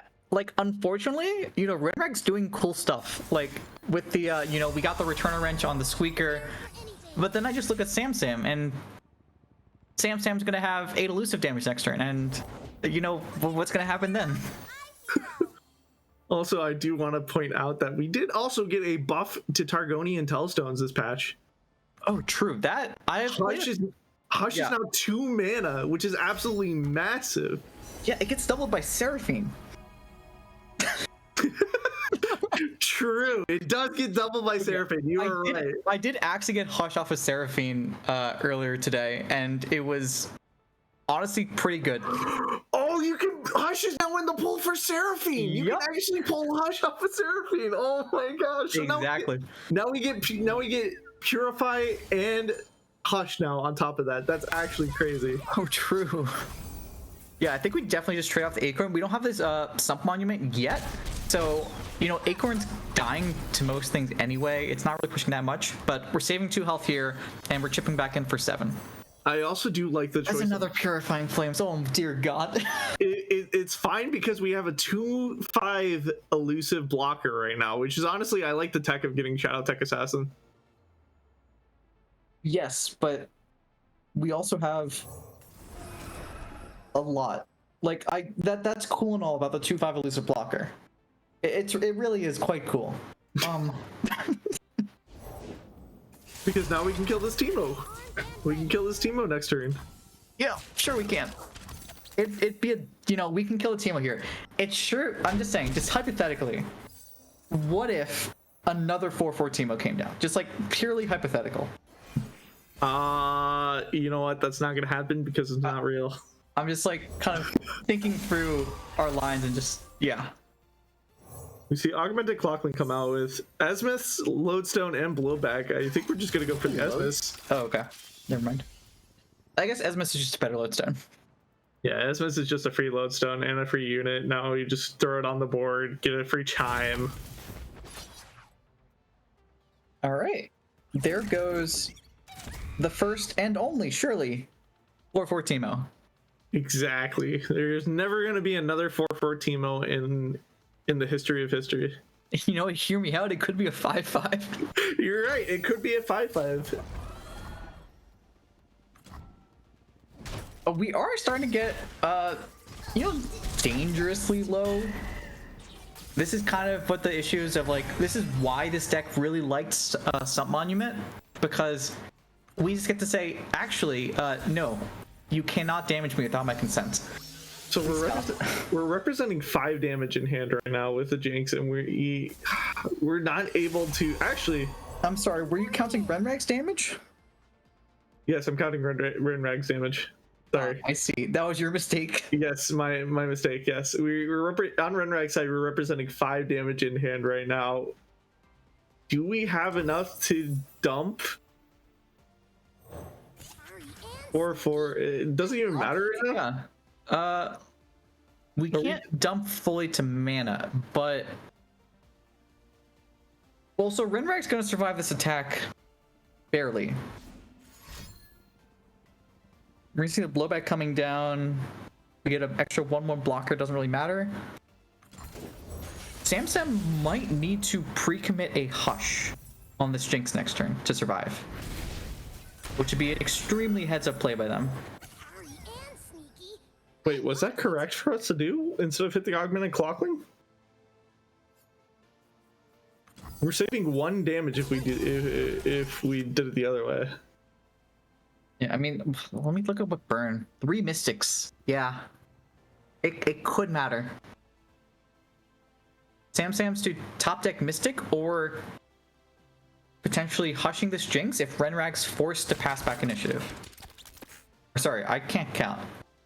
Renrag can block anything. So we have to drop this Jinx now, right? Because I think Renrag has to drop Jinx now. Level it on stack. Because yeah, is Hush only units or followers, or is just units? No, Hush is anything. Okay, so, followers.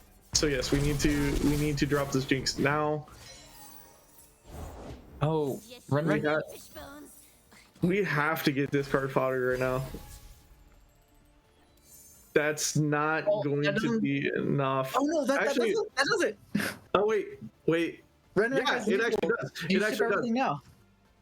And you beat out the Hush. This is true. Wow, Renrag actually was able to get past the elusive deck. That's actually crazy. Yeah, I think he sees it. He needs to put both of them on the stack right now. There it is. There it is. That's lethal. And we're going to game 2 now. But like, imagine some monument though. Just like take a step back and imagine for me if Samsam had some monument. You're right. You're right. And nothing matters at all. If he had some monument on board, this would be 100% a different game. Yep. There was the Hush line, but yeah, Renrag smartly playing around it. Nothing you can get in the Celestial Pool. We see Renrag taking game 1 right now. Let's see. So right now we have Heimer Jace coming up next for us. Against either this Teemo deck again or Smear Jinx. Too bad we couldn't see the Jinx decks smash into each other. I'd like to see which one came out ahead on that. Yeah, for sure. Yeah, actually, I honestly, we actually would have enjoyed seeing that just to see which deck would be better into it, because I've always wanted to know. I've never actually tested that out. Yeah. Well, we are getting into game number 2. Renrag switching over to Heimer Jace and Samsam running back the Teemo deck. So, honestly, this is probably just, you keep Mystic Shot, you keep Celestial Blessing, but you just kick the Lodestone on Samsam's side. What are we keeping the Mystic Shot for? No, we're not. We're kicking it. Oh, okay, I see. Oh, we're just gonna go for the full kick. Okay. Because Purifying Flames is pretty important. We have I'm liking Renrag's position. We had Purifying Flames. We just kicked this. No, we kicked the mini Purifying Flames. Oh, Celestial Blessing. Celestial Blessing. Oh, right. They have very similar card art. They do. I thought you were about to say they have really similar names. I'm like, I'm not sure about that one, Chief. No. Anything that's really similar, I'll usually get it mixed up. We see the Teemo coming down on board. It's gonna get met with a Quietist really quick right now. Actually, no, it's not. Wow. Yeah, we're just gonna let this Teemo sit. Yeah, you know, Teemo just chipped in for 6 damage. That's gonna really come into effect later on this game. Also, we're just allowed to just push 6 free damage right now, but I think we're gonna hush this, right? No, we're not. We're just gonna That's pretty scary. yeah, that's pretty scary that we're allowing this right I now. don't think we have to hush it now because Samsam does get to put on Lodestone and then cry when Quietus comes down. But ignoring that, we can hush this thing next turn. I don't think we need to rush with the hush. It's just gonna it puts us in a really awkward spot right now. Right now. Yeah, but I think it was more awkward to use the hush right then and there. Oh, and this is gonna get hit with another quiet. Oh, this is brutal. So 2 of our 3 weapons in deck are now gone. Look, hear me out though. We just healed our winged messenger by 2 health for 4 mana. True, we did. That's some value right there. Exactly. So we're gonna see Daring Poro come out. Actually, no, we're just gonna see Celestial Blessing now, just to be able to get the elusive back on. Yeah. But I do think that this hush does have to come through. Now, what's annoying though is depending on how Renrag sees it out, if like a Vengeance comes down on the Swing Messenger and that's our only blocker, this hush it's gonna not work. Like it's gonna become a 6/6 again. Okay, so taps under the 6 mana spells. That's really important for Samsam. Knows that this hush is now safe to do. And block and kill the unit. Which, like, I mean, this is also the other line. You simply say, who needs hush when I simply won't take damage? Do we go for the another Shock Blast here, or do we just go for Spot or Song Spinner? It might be Song Spinner. I'm not sure if, like, this doesn't look great for Samsams though. No, it doesn't at all. I think you. So I guess Shock Blast matters for. So we now have 40 Puff Caps in deck right now. Finally draw the Purifying Flames. It's kind of too late. It is too late right now because we're just gonna play the Clockling now, just try to fish or something. See how many mushrooms are on each one. We don't want the Sun Monument. Flames, and you just hope to draw another elusive, and you just keep trying to get there. Yeah, That's what this deck does. It just keeps trying to get there, and Sun Monument sits there on the board. You don't take damage, and you hope you don't take damage later on. and we're gonna have at least 100 plus Puff Caps coming in. Oh, no unit is kind of brutal. So here's our options right now. We can either hush or we can invoke here. I think we have to invoke to try to find something. Golden Sisters would be kind of huge right now. Or Golden Sister, Twin Sisters. I'm not sure if that's like a great, like, it's only one of the entire pool, and you also can't put it down this turn. This is nice because it means that Renrag has to play something else, but Samsam needs to top deck another elusive right here. Preferably not a 1-drop, because it's going to put into range of the second Shock Blast from Renrag. Like, Renrag is just applying so much pressure with this. Oh no, this really is so bad. rough. As the Purifying Flames is going to come down. Oh no, one of them is really big. Yeah, my bad. The other portal's like a 7/7, I think. We see the Heimerdinger come down right now. Thanks. So Samsam's getting in for 10 damage. Okay, yeah, my bad. There's a Yeah, there's a Vengeance in hand right now. So we're gonna be quite close. We're at over 100 Puff Caps right now, I think. Oh, 1 HP. Okay, I mean, 1 HP in a dream. You can do it. You can do it, Samsams, I believe. he has to fully dodge and also doesn't actually have a way to break through these. Yeah, Yeah, No, he's wait, just gonna throw the towel there. So you see Renrag get a fast 2-0 right there. that's a shame. It looks fun though. You see, like, it's not all cringe. It is cringe, but like, you know, who doesn't like to gamble a little? Yeah. And with that, we are going to try to find another match for you guys that's going on right now. Sit tight. We'll be back in just a moment.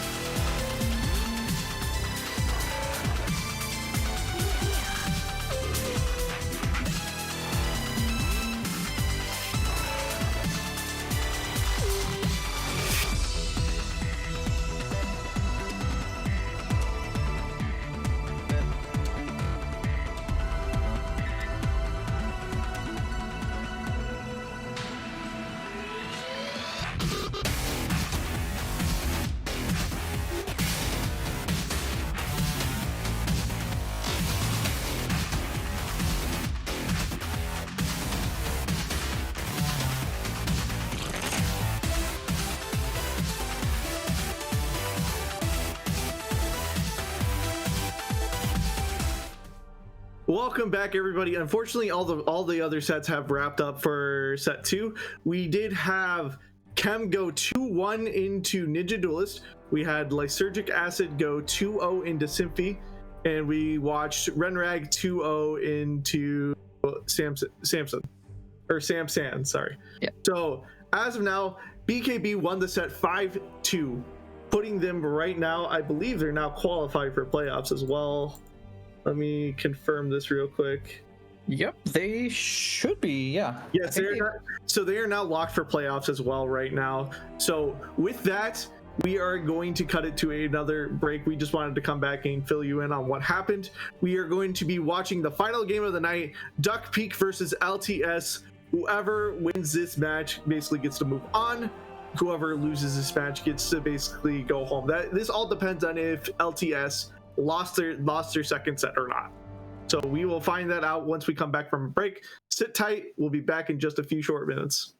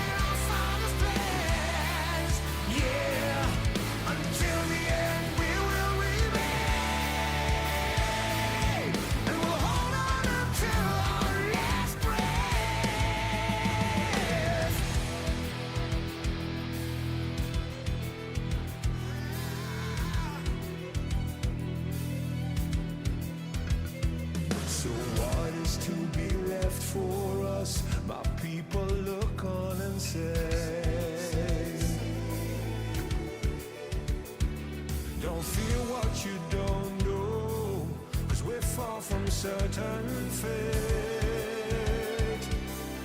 We'll make our final stand, lost in the dark. We've come so far, another step to rid the pain. Go and be counted till your last day, 'cause only nightmares break their flames. So stand upon these fallen legs.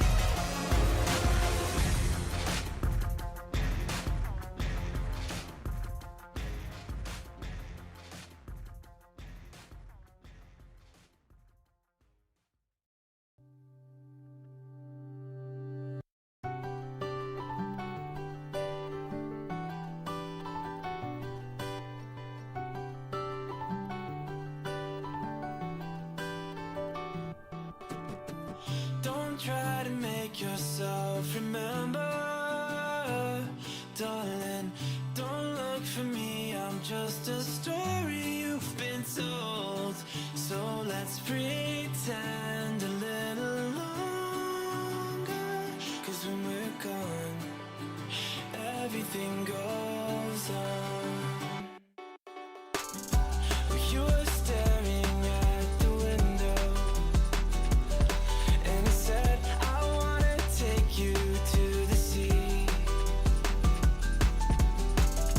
And when I'm better, we'll do everything. I gotta stop making promises I can't keep. But if I was gone tomorrow, won't the waves crash on? Is it selfish that I'm happy as we pass the setting sun? Someday I'll be overcast, but you won't have to cry, 'cause we'll do the grieving while I'm by your side. I said, don't try to make yourself remember, darling. Don't look for me, I'm just a story you've been told.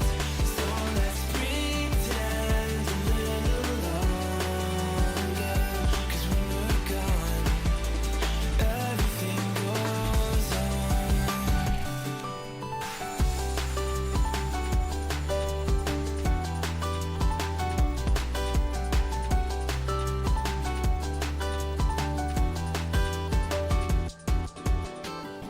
And I'm so scared of getting used to this. All the vines that keep you tethered in your room. Well, someday both of us are leaving here, but for now I'll just bring this sea to you. Will you meet me in the daylight like we did before? Then I felt you on my shoulder, and you weren't suffering anymore. You said, I'm sorry that you worried, but don't apologize. I told you to forget me, but you stayed by my side when I said, don't try to make yourself remember, darling. Don't look for me, I'm just a story you've been told. So let's pretend a little longer, and when we're gone, everything goes on.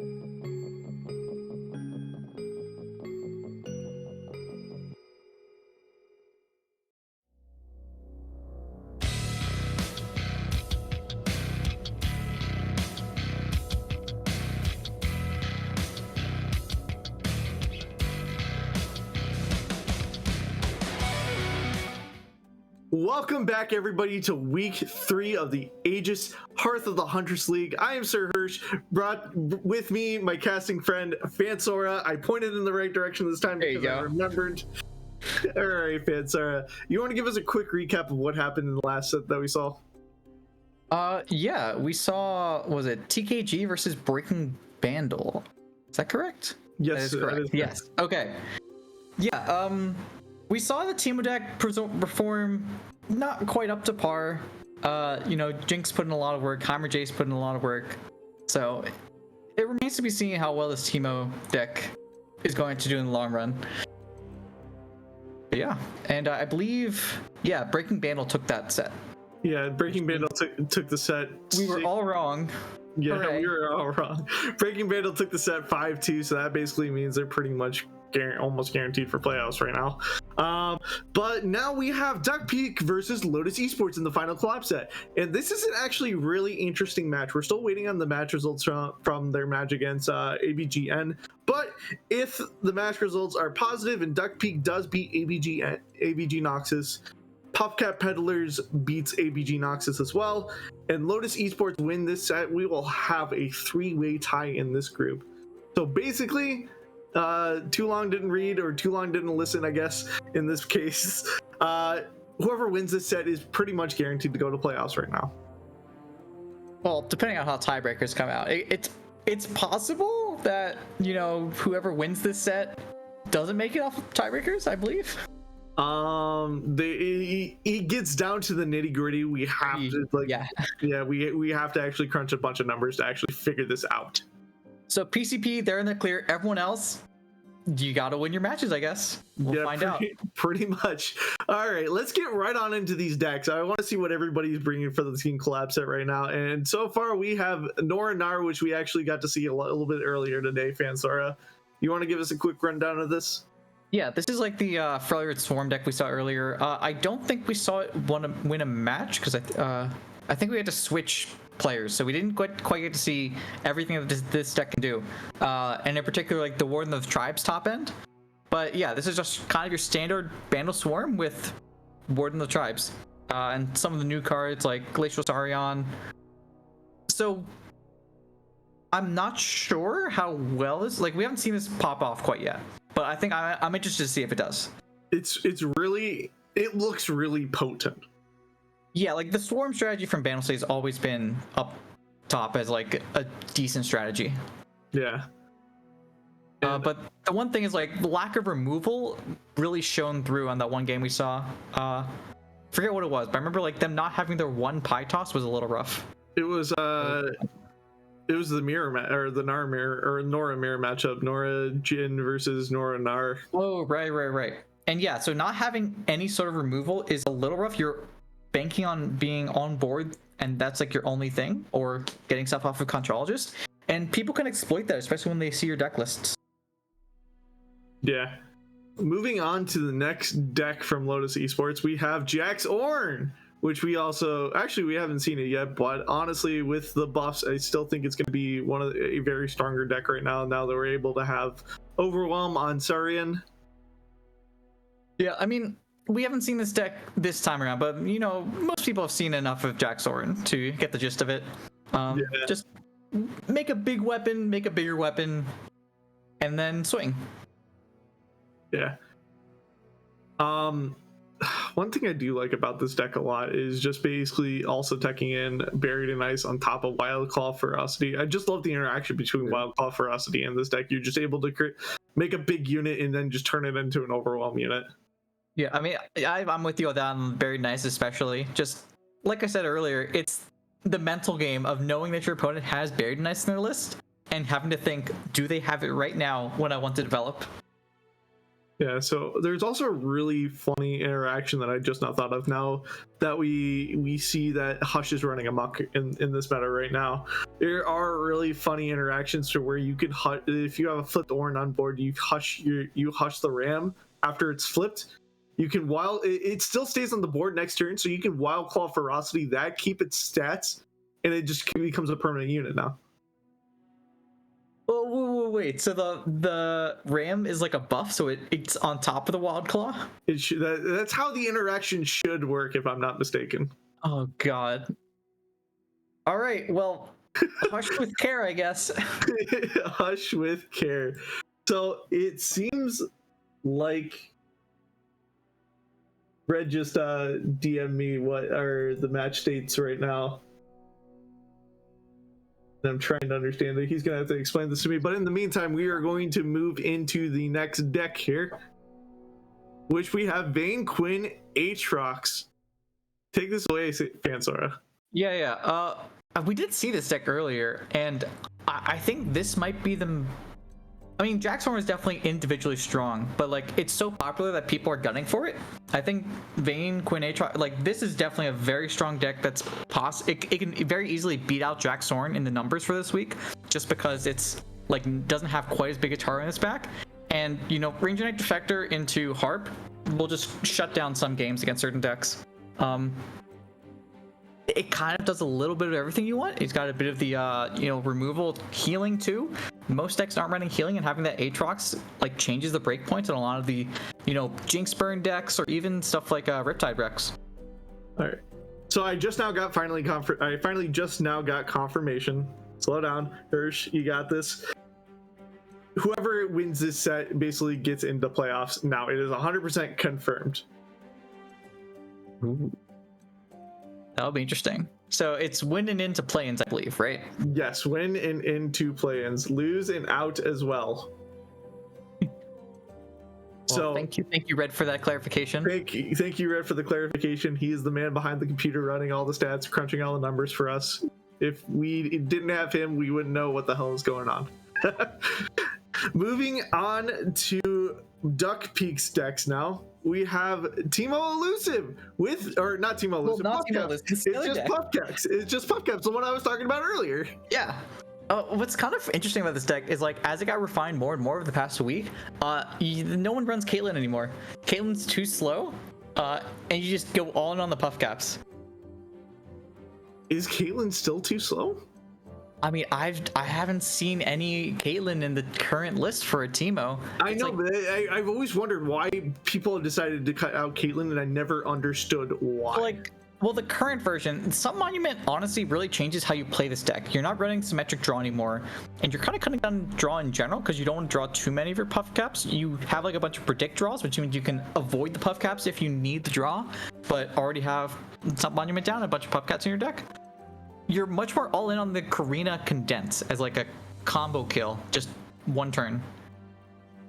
So it's different from the Caitlyn controlling the board with flash bombs a little bit. No, you're just like, I'm gonna get my puff caps in your deck, and then I'm gonna play some monument so you can't hit me, and then I'm gonna Karina you, and game's over.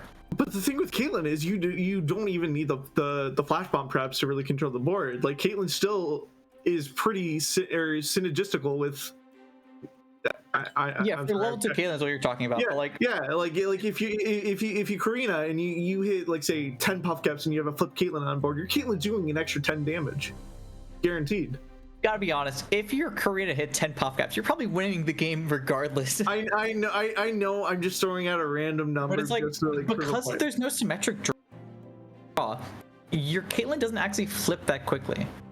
And so like I think maybe if we see a lot more like the Jinx decks and you want Caitlyn for a bunch of the flash bombs, I think she can definitely come back into the deck. Just like from what I've seen, most of the decks aren't running her anymore. I'm just saying how it is, Hirsch. Yeah, I get it. And all right, moving on to the next deck, we have Nara Jin, where basically you're just playing for the win con of basically filling up the stack, flipping the Jin fast, and being able to just, like I said, just fill up the stack and basically win the game off of that. And what I do like about this is we are now teching into the Sump Monument counter. We're running 2 copies of Desert Naturalist. That's kind of funny to see. Like it makes perfect sense. Doesn't actually. I'm trying to think of what other. You have a drop the bomb. So you can also do it on your own, drop the bomb for a big tempo swing. Also, tech cards is 2 Solari Sunhawks. I don't think we saw it in the other versions. But as long as your opponent isn't open attacking and needs to develop something big like an Orin, those really help you save health, so you can get there with Riptide Rex or Broadmane stall. Yeah, and even though we saw Sundisk floating around here for a while too, and honestly, Desert Naturalist in this deck would actually be really good into No the way Sundisk is coming back. It was running around for a hot minute there. I don't think it's dead. I think it's still floating around still. God, I miss a week and Sundisk is here? What happened? Yeah. All right. Well, moving on to the last deck, we got Jaceheimer. And like I was saying earlier, this is running Production Search, so it's going to have a much better time against some of the go wide strategies that we've seen. Although, you know, Lotus isn't exactly running that, but as a general hedge against something like Jinx, this is going to be lined up nicely into that, as opposed to running the other. Do you remember what the spell's called? The one that gets the big brash unit. We literally just want Scrap Traption. That sounds right. I know it's Scrap Trap. Like the unit is Scrap Traption. Let me find it. I know where it's at. I know where it's at. I swear. Anyway, like against the stuff that Lotus has, yes, Hextech Handler feels like it might have a better chance of, like, you know, early pushing damage. So it'll be interesting to see if that ends up coming up. It's I was actually right. It is Epic Scrap Traption. Oh, Epic Strap. Okay. Yes. So I was half right.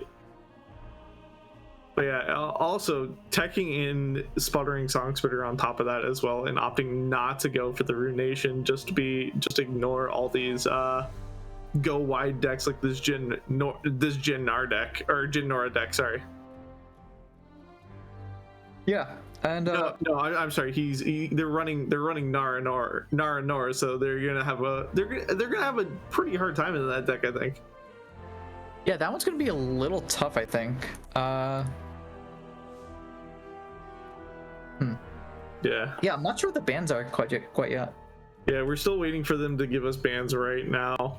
But let's talk about the theory. Let's talk about the theory for a hot second, because predictions aren't quite ready just yet. We're gonna have to wait a few minutes on, or a few seconds on that. So, who do you think is more favored in this matchup right now?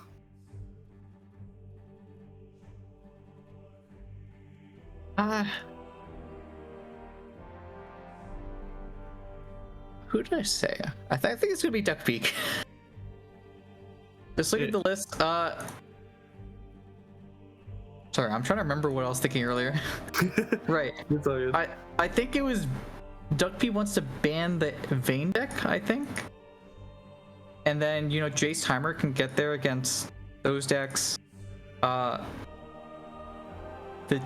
Teemo deck can probably get there. Like, the Teemo has a surprising amount of stall against anything that's not going to run you over so quickly. Because, you know, once you have the Sun Monument down, you start taking incremental damage.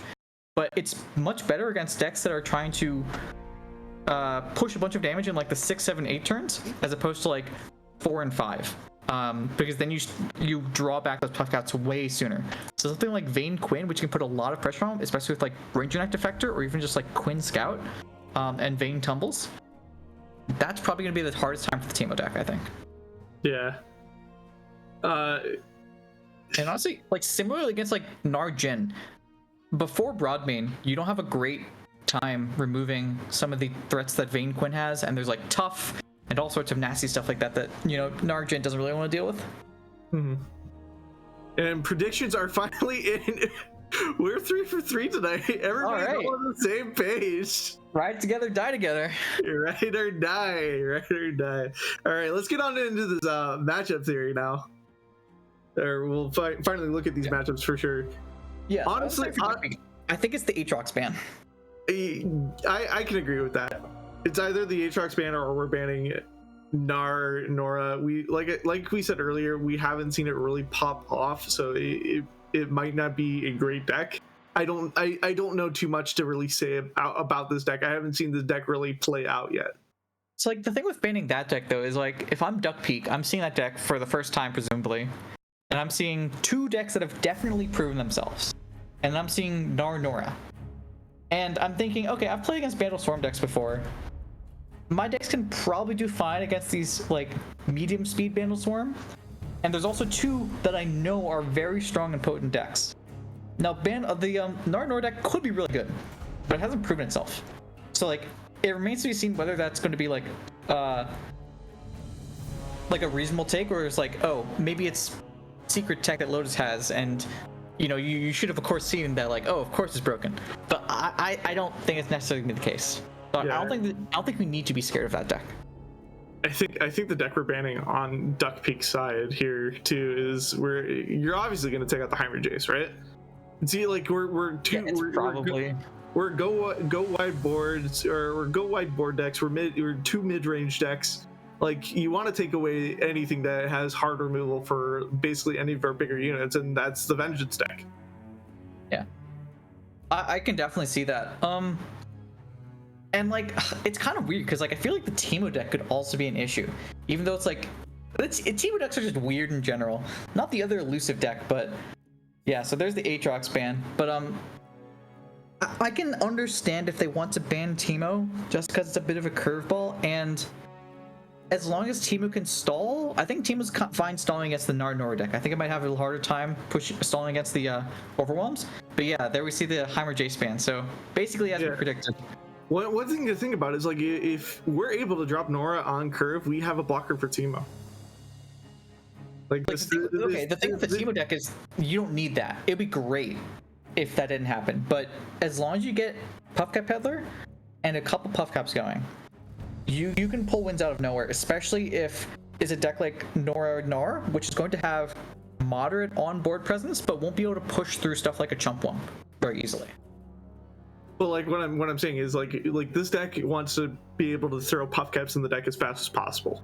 But if we're able to lay that Nora down early, that gives us at least 2 to 3 turns to basically stop them from putting Puffcaps in our deck, and that allows us to give us time, right? Well, with the Teemo, yes, but there are like plenty of matchups where, because you have like some Monument as insurance, you can, and especially against something that's not going to pressure you too hard, you can stack up, you can play Chump Wump, Puffcap Peddler, and then put in like 20 to 30 just because of Puffcap Peddler and like Puffcap Clouds. Yeah, but it can be enough. I'm well aware of what you're saying. Yeah. Of like that, I don't think it necessarily means lights out just because Lotus has a Nora that can't be removed. Yeah, like I'm not saying it's lights out. It just gives us more time to be able to figure out how we're going to be able to get through this deck. Yeah. Like having that extra 2 to 3 turns is going to be huge for us to give us time to be able to figure out how are we going to be able to deal with this Puffcap Peddler? How are we going to be able to deal with the future turns? It allows us to lay that board out for us. Whereas like if we're not able to drop that Nora on curve, this deck is basically, or this Puffcap deck is able to win a lot faster. Yeah. Also, it's a little sad. The Puffcap deck is only running Yordles as a subtype, which means if they condense a Warden of the Tribe, it's only going to be +1/+1. There's no way we're condensing a Warden of the Tribes ever. Well, of course, not with only Yordles, but like if we had Yordle and Fae, we'd at least consider it, you know? What Fae units are we gonna run in the Puffcap deck? Well, it's like how, some decks ran House Spider, so you'd run like Grandfather Fae to get an Owlcat just for blockers. We're just gonna throw in the one Owlcat just so we can be able to condense our Warden of the Our Tribe. opponent's Warden of the... Yes, exactly. Like, you don't understand what I'm cooking. I like the way you're cooking. And we're getting into game 1 here, we see Bandle Jin versus Jax Ornn. I mean, I think Duck Peak... Ooh, that mulligan is so good. Oh, it's so good for Lotus. I think Duck Peak needs Mr. Broadmane here to really have a good chance. Yeah. Honestly, we just kick the Gnar and kick 1 Pytos, right? We keep 1 for now. I think Conchology is fine. Yeah, like Pytos is a good early card, but like, is it good against Jax Ornn is the thing. It all depends on if they get Weaponsmith down earlier or not. Like, right. This is the situation. Like, if they don't have Apprentice on 1 and they're able to drop Jax on 2, Pytos is fine. Yeah, but if they're able to do that and have that combo, which they do now, it gets really iffy. Yeah, but like the thing is, Well, I don't think Lotus necessarily will drop Jax if they didn't have it, right? Because there's like drop the bomb. There's no way to really beat that. I mean, there might be like a catch, but like it's you don't necessarily want to be forcing out your own catches that early. Yeah. We're seeing the Weaponsmith Apprentice drop down on turn 1, swing in for 1 damage. Nothing really going on for the side of Duck Peak right now. All they have to really work with right now is Contologist. Yeah, I mean, I think we just need to find some way to get Broadmain. Poro Stories, Heroic Refrain, Fade. It might be Heroic Refrain. And honestly, it might be. It's like surprise damage on Lotus's units. Or if we're able to drop this Desert Naturalist, we get a surprise block here. And, Yeah, and also force out a catch. Which we don't have. Yeah. So this Jax comes on the board, becomes a 3/3 now. A 3/3, you say? Or, I'm sorry, 4/3. I'm dyslexic. That's my excuse. Well, wouldn't it have been a 3/4 then? I'm dyslexic. Anyway, this Jax is going to be quite hard to remove for Duck Peak throughout the game. We even see a catch in hand. Duck Peak hand, it's like, this hand would be pretty good against a lot of other decks. But not Jaxorin. Against Jaxorin, this hand is not the best. We do get to destroy, or, yeah, kill this Piltover Castaway, but nothing for Jax. Hey, Captain, how's the ship holding up? See, upcycled Rake and fix him upper. Honestly, we have one of two choices here. We either full send on this Jax right now and get punished by catch, or we just commit on this Piltover Castaway and just call it a day there. Huh. I'm trying to think why I don't hate the full send line on Jax. It's not the worst because like they're gonna commit as many resources as they can to try to save this Jax, but it's still like this is the safer line in order for us to not get blown out by all of us, or by losing all of our utilities pretty much. Yeah, we definitely get blown up by quite a bit if that catch came out on Jax. Yeah, so we're just gonna take the value trade into this Weaponsmith Apprentice, I assume, and just let the Jax swing in for 4.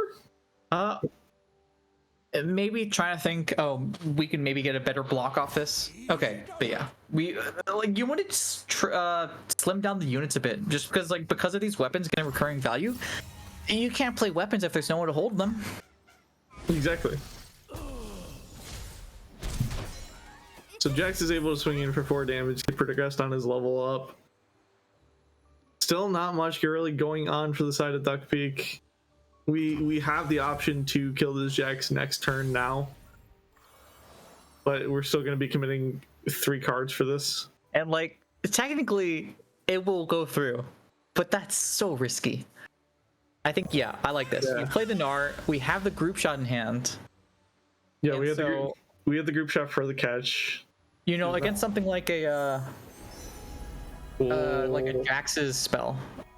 Combat You're so cook with Pot of Pain. Ooh, Pan of Pain means that Gnar doesn't get through. Also true. Both of them mean that Gnar doesn't get through. Like Pan means that, or Pan basically means that group shot's not going to get through, and you're able to trade off the Gnar. But Yeah, that's a real shame because like a lot of the other weapons, like Quick Attack, the Scout, most of them Gnar gets through. yeah, and we're still not even getting through with this Gnar.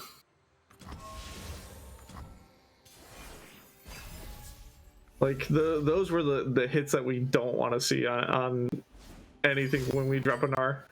We see Entrancing Lure come out, gonna pull this Gnar, try to get it off the board, but it's gonna be met by a wallop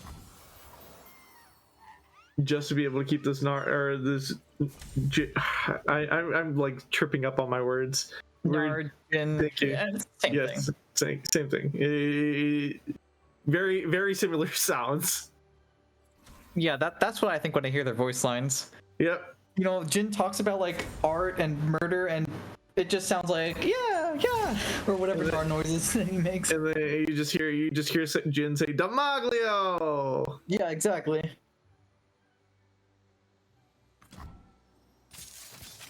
So we see the wall come out, keeping this Gnar alive a little bit longer. We're gonna take 5 to the face right now. It's getting really rough for Duck Peak right now, especially. Wait, hold on. That Jin's gonna level our Gnar. That's so good. That's also true. Yes. Do we disrespect Fish Fight right now and have to drop this Jin, or do we just play the? It's a rough call right now. Like, we're in a really weird spot. I don't think we need to drop Jin. Like, he doesn't do too much this early on, and even if it's not Fish Fight, he's just gonna be walled off by this 4/5. So even though they do have a Three Sisters in hand, I think Duck Peak is thinking about, okay, never mind. Oh, but it's gonna pay off. Yeah, I think what Duck Peak was looking at is honestly, they're considering maybe killing this Jax off right now just to be able to get vulnerable onto this combat cook, just to try to pull this off the board and stabilize our board a little bit here. Wait, doesn't Gnar do the strongest? Yes, so Nar's going to be the only one, or Combat Cook's going to be the only one on the board. Yeah. How's the ship holding up? Still full of holes. Wait, why is Jax not on the board? You dolt. Just to be able to stop him from flipping. Because the longer we leave him on the board, the worse it's going to be for us, right? Yeah. Oh, this Three Sisters is gonna be a pain though. Yeah, this Three Sisters is going to be able to. Oh, that's gonna. I'm gonna play for sure soon. So, Duckbeak does get to wall up in response to a freeze, but like, it doesn't feel great. Yeah, it feels really bad to do that here. And like, Lotus Esports is really encouraged to do it because there's nothing much going on in hand, and then you get to play Ornn into quick attack weapon. This is like really good time to use the Three Sisters. Well, we don't want to take the quick attack weapon because the quick attack weapon hasn't been forged Sorry, yet. that's not how Ornn works. Ornn can copy anything. You're right. Yeah, so Ornn can copy anything, but we definitely don't want to fix him up. It probably the Jax weapon. It's either the Jax weapon or Pan. Probably the Jax weapon though, because Quick attack and overwhelm is hard to pass up. Yeah, quick attack and overwhelm is hard to pass up. You're right. And it's going to be exactly enough to level Ornn as well. That would be an 8 attack swing with the once forged Jax weapon. We see the Three Sisters come out. Oh, wild fury of the North. Oh, Duckbeak is one off the punish with heroic refrain plus group shot. So they're just gonna wall up here, just say no, we're not gonna have any of that.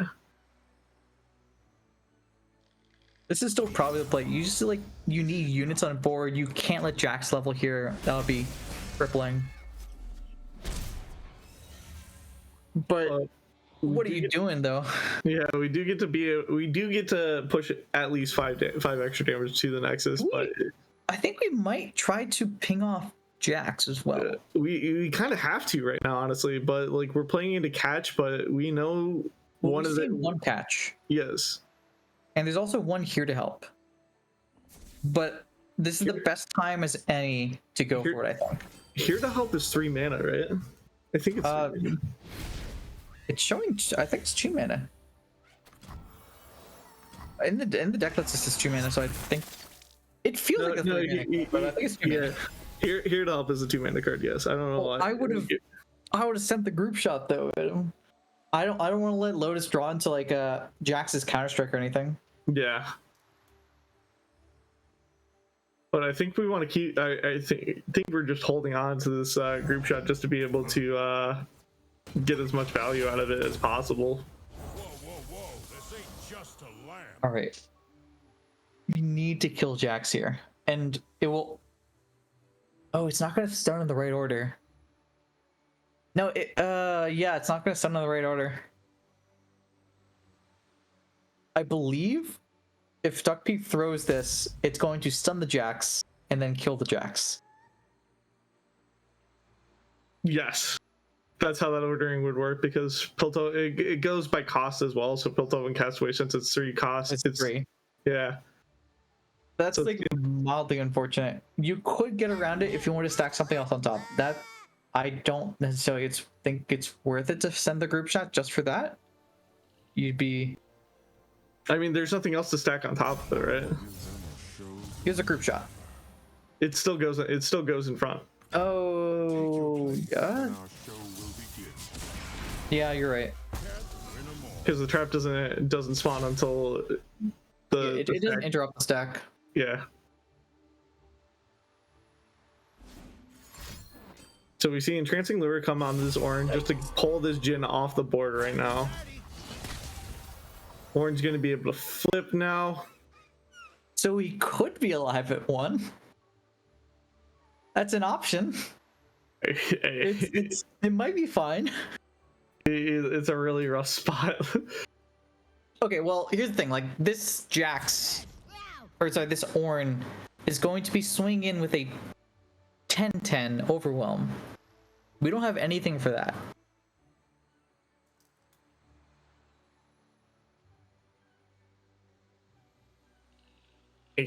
This is...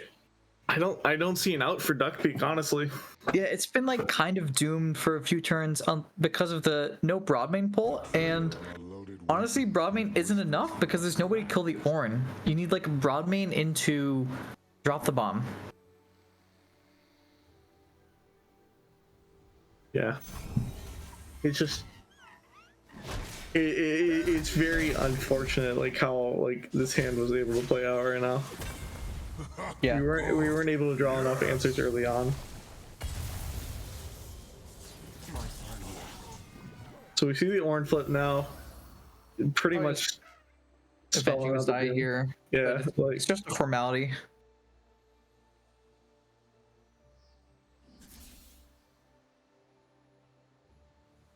we do have the Pokestick just to be able to dig a little bit here.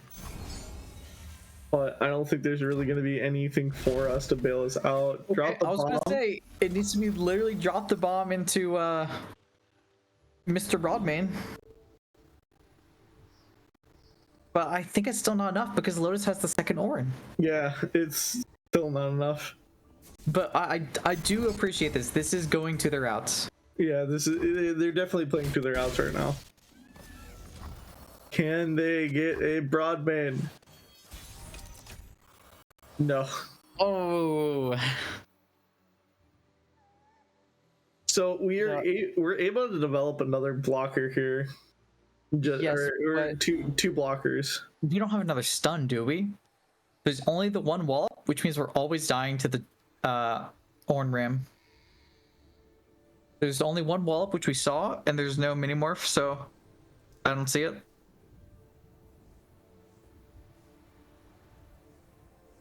I'm trying to think, is there like even a way for us to survive? Isn't it just so sad? This Riptide Rex could sink the entirety into this Ornn, and his Ornn still wouldn't die. Exactly. Tough is a very cool keyword. That's an opinion. I mean, hey, for situations like this. Well, for this, it's absolutely crushing productive. It's like every meta, like there's always a keyword that's gonna be like really OP. Like this meta, I think tough is like kind of the tough and overwhelm are like the OP keywords right now. Elusive isn't too bad. It's okay. Elusive is always gonna be relevant though. True. Overwhelm's also always relevant, but tough is definitely one that's like not always in, but for now, yes. Yes. So we see the Avenging Viscyon come down just to develop another blocker here. But we're unable to get one more blocker down just to value or be able to get this value of group shot, but even still, it's still not going to be enough for Duck Peak. Oh, Fishoak just kind of just puts like the nails in the coffin now. I mean, I think it was already due before the Fishoak. It was, but this is actually so. There actually still is a chance here. Enlighten me. We condense, summon another unit. Actually, that's still lethal. Never mind. I can't count. Oh, one turn off. Maybe Lotus will cast very nice and be a pal, you know? surely not playing around Broadman. Duckbeak hasn't had it all game. way. Wow. One action away from stabilizing. Yeah. And just Broadman one turn too late, needed it the whole game. Lotus Game.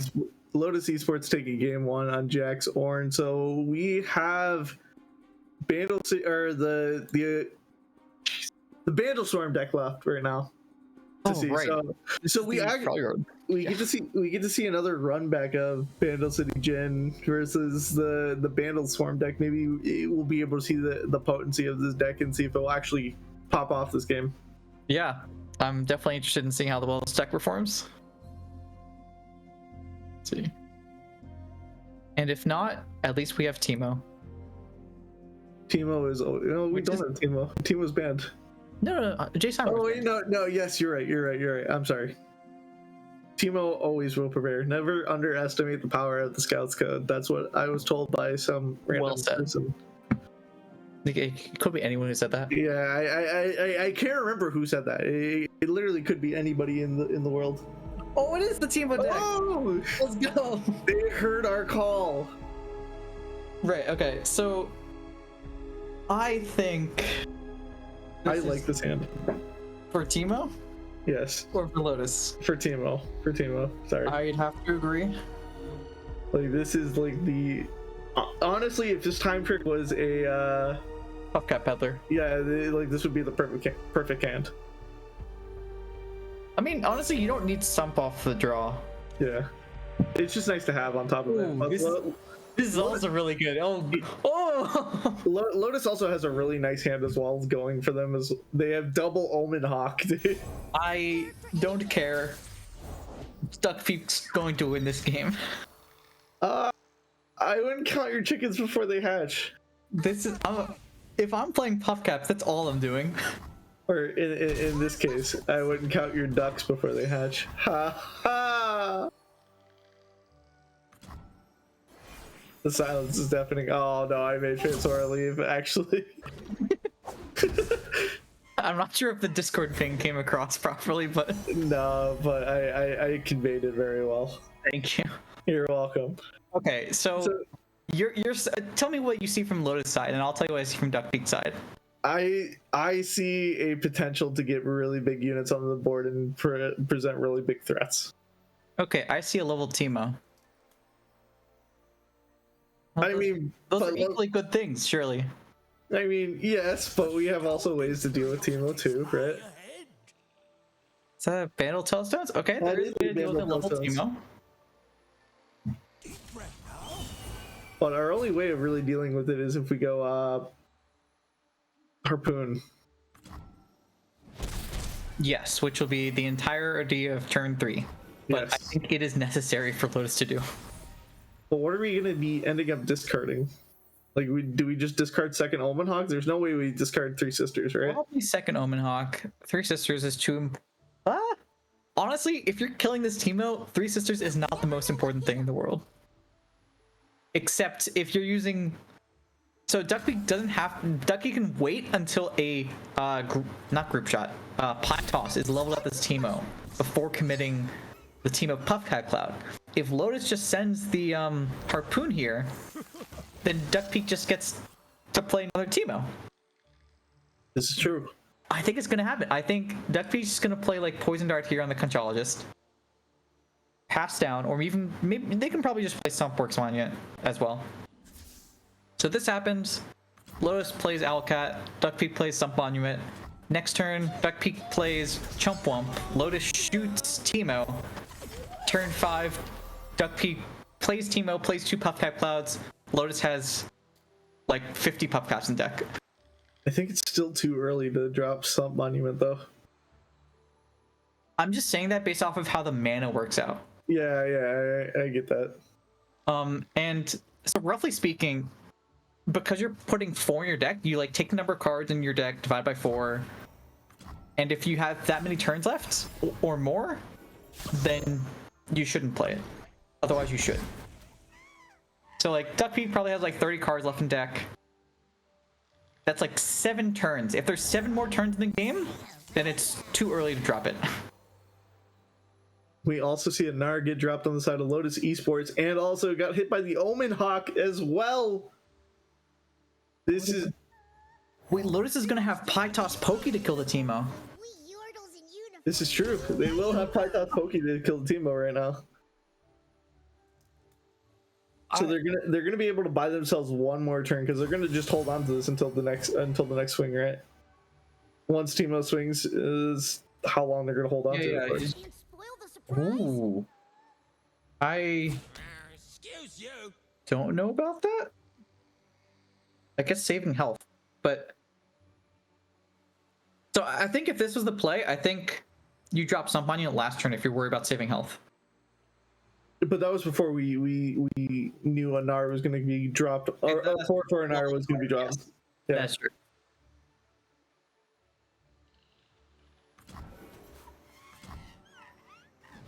So we're gonna see this resolve. Nar getting in for 4, Omen Hawk getting in for 1, putting Duck Peak at 12 HP now. Getting the Pokestick Pytos line to be able to deal with the second team that's gonna hit the board next turn.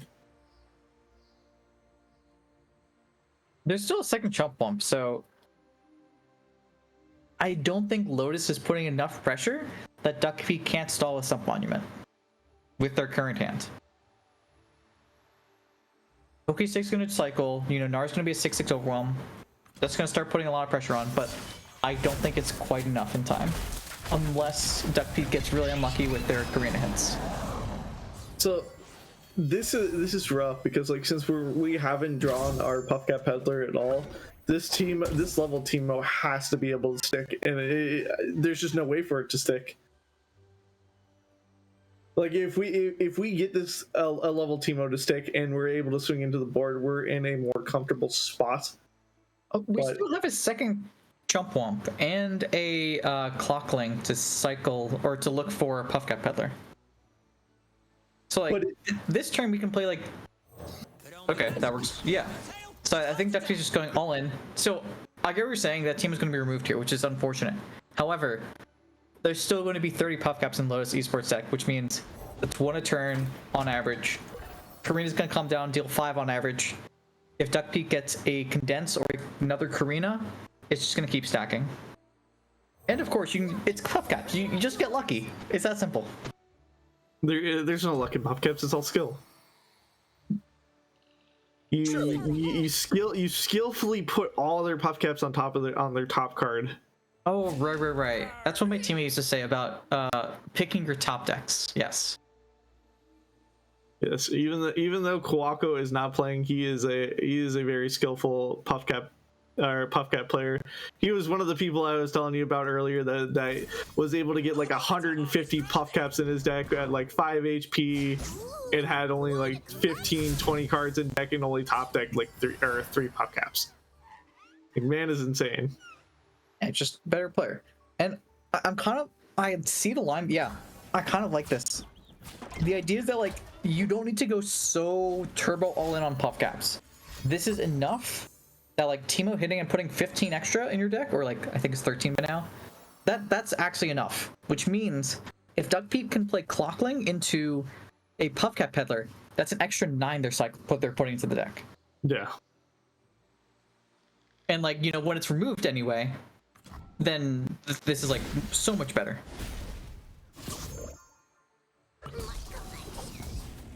Slowly drawing those Puffcaps, just hemorrhaging life. Honestly, it'll probably all come down to whatever this augmented Clockling hits, whether Duck Peak can actually stay in this game or not. Lotus was drawing a lot of Puffcaps. Drawing 1, so it's fine. They should be drawing on average half, and they've been drawing 1 a turn for the past 3 turns. Oh hey, it's card draw. Another Puffcap? There it is. Jeez. I call it how I see it, Hirsch. Alright.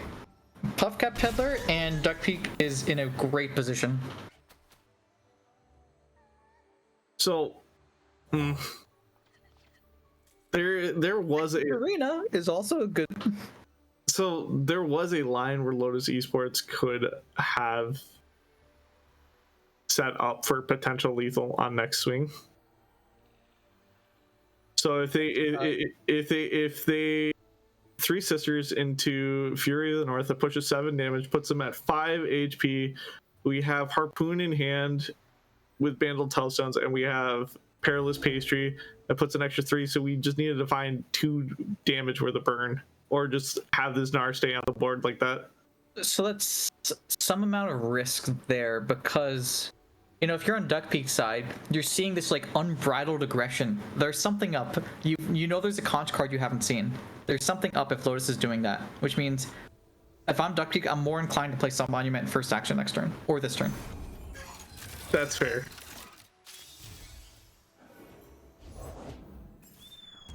We see second Almanac finally come down on the board.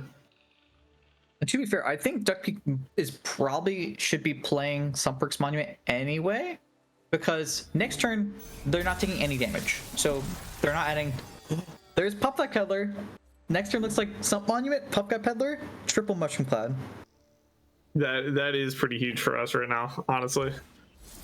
And the other Carino is also interesting pick, but I think this might be slightly better.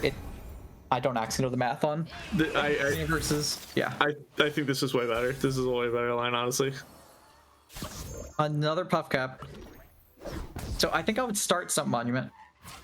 No, start Open Attack. Oh, start Open Attack's fine.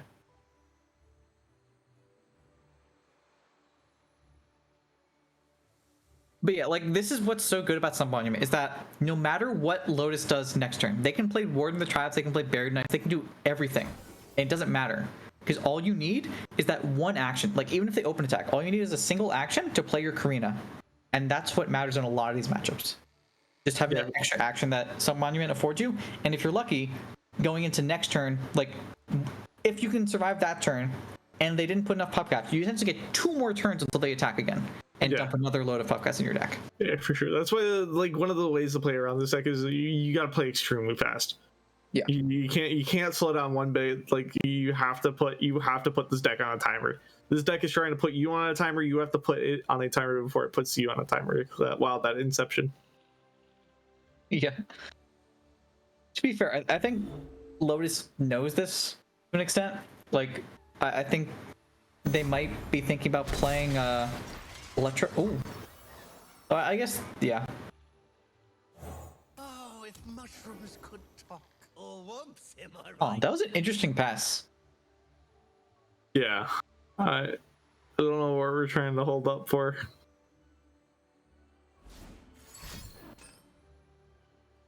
So we do have. Ooh, okay. We are definitely playing Sun Monument, please. Please, Yeah, right now, please. Sun Monument. I mean, this looks like a Warden of the Tribe setup from Lotus. But Yeah. I'm just a little confused with the last pass. I think Duck Peak could have almost taken that pass because Gnar hadn't flipped. And you simply had blockers. Yeah. So basically from here on, Duck Peak just blocks down everything to reduce the number of Puppets in your deck, which gives you outs to draw of another Karina, another Condense, and all that, while taking as little Puffcap fatigue damage as possible. We see the Octopus come down now just to give us that extra spell, just to stack this Puffcat Peddler. We're trying to just slam all these spells right now because we're so far behind on Puffcaps right now.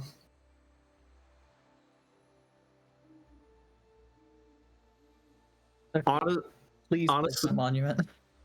Honestly, if we're able to prank either one of these Telstones, it's going to be huge. For sure. I'm wondering if Lotus I think Lotus is considering flipping Gnar here with the Perilous Pastry, especially because Duck Peak has sandbagged the Sun Monument so long that, like, Lotus could have worried that they don't have it. Please play Sun Monument. They're going to. Thank you. Oh, goodness. Yeah, so what's funny now is it's too late to flip Gnar. If Perilous Pastry goes phase, it doesn't flip Gnar. Oh, yeah. I didn't think about that interaction. No, don't do it. Oh, he's targeting the outer post right now. Yeah, so this looks like a Warden of the Tribe setup. Just clear a blocker, you get super big, and you win the game. I don't think it's actually going to win the game. 1, 2. I don't think it matters. I think what matters is Lotus having 40 puff caps in their deck and like 25 cards. Yeah. And Duck Peak has a Karina. I think that's all that matters. See how many puff caps we draw on this turn here. 1 puff cap. They're really good at drawing only 1 puff cap. Wow. Yeah.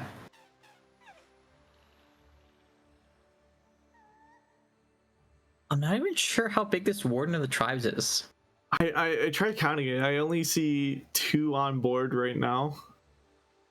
Let's see, what else have we seen? You gotta leave the bay to see the ocean. I guess that's a free mana as well as a free pump on the Green Glade duo. We've seen a Fae for sure this game. So I think it's +3/+3. So we've seen Yordle, Bird, Fae. Oh, this is a Karina line.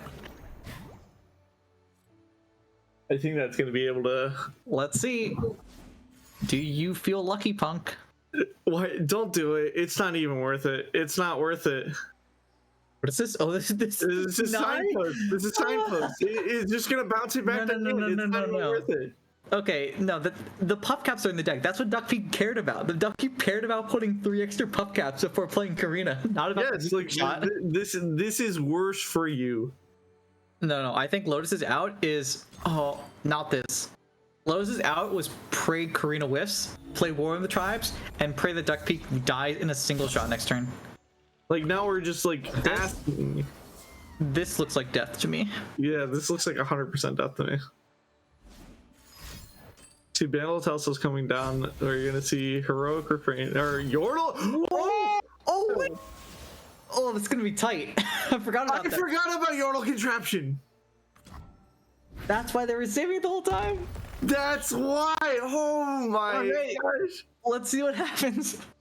That's actually 5-head. Like, if No. Oh, this isn't enough. The Duck Peak's still alive on board, though.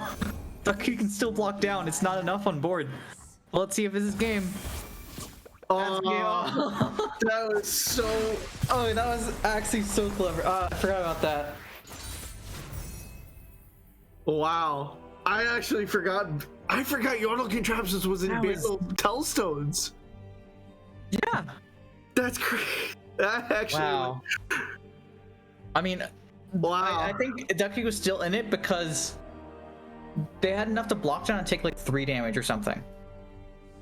I think. And then they had the Mystic.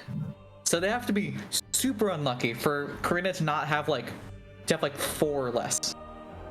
But that was a different out that I saw. That was, I didn't see rather. now I'm thinking about it, that was like really heads up of Duck Peak just playing around.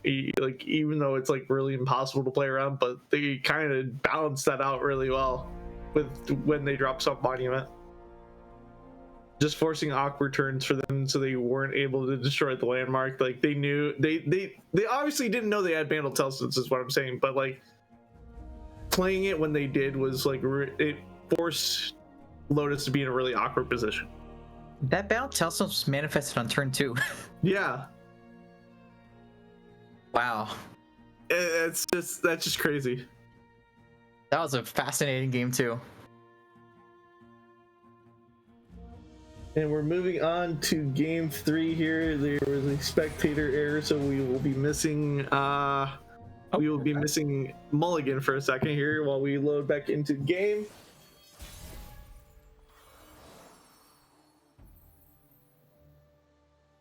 Please don't pay attention to my back as We are in the Nora mirror now. Yes, we are in the Nora mirror now. So this is gonna be interesting. I think, okay, here's my thought. Duck Peak is favored because they're on evens. Why do you say that? Because both decks are just gonna kind of run units into each other for the next 7 turns. And then on turn 8, Lotus Esports is gonna want to play Board in the Tribes.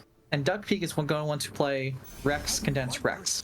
And importantly, they can Rex to clear the board before Ward in the Traps comes down. And so I think just the fact that Duck Peak is on evens and gets first action on turn 8 especially if they're setting up like Scrappy Bomb properly, or even just like an open attack to force Lotus's blocks before Ward in the Traps comes down. I think it's a significant advantage, but it will remain to be seen. And also, you know, Lotus has a slight advantage here with the Nora attack first. So But, we have the option to remove this Nora off the top right now, just being able Lotus to is lightning rush running- it. So Lotus is running 2 pie tosses. I don't know if it's worth the risk here when we can do it super safely next turn with Gnar plus group shot. Portals everywhere. That's true. Gnar Pokey plus group shot. So it's like, it's unfortunate and would have gone through, but I think from Duckby's side, it's very risky. And like, if it doesn't go through, you're in an awful position. So the one thing I don't like about this tech is like, if you run into these mirror matchups, you just get stuck with Desert Naturalist, you're just stuck with it until you find a drop the bomb. Like dropping just a 4-mana 2/4 on board just with nothing to proc it off of, it feels really bad and awkward. Yeah, and also like, if you're doing it on drop the bomb to kill that, then that's not something you can use Rex on, at least not a 8-mana Rex. Yeah. I think Ducky wants to kill Nora, and with the Nora it works. But I'm not sure if that's a Porapalooza or a Nora's Porapalooza in Lotus's hand. I am unsure as well, because we got into spectate late, a little bit late.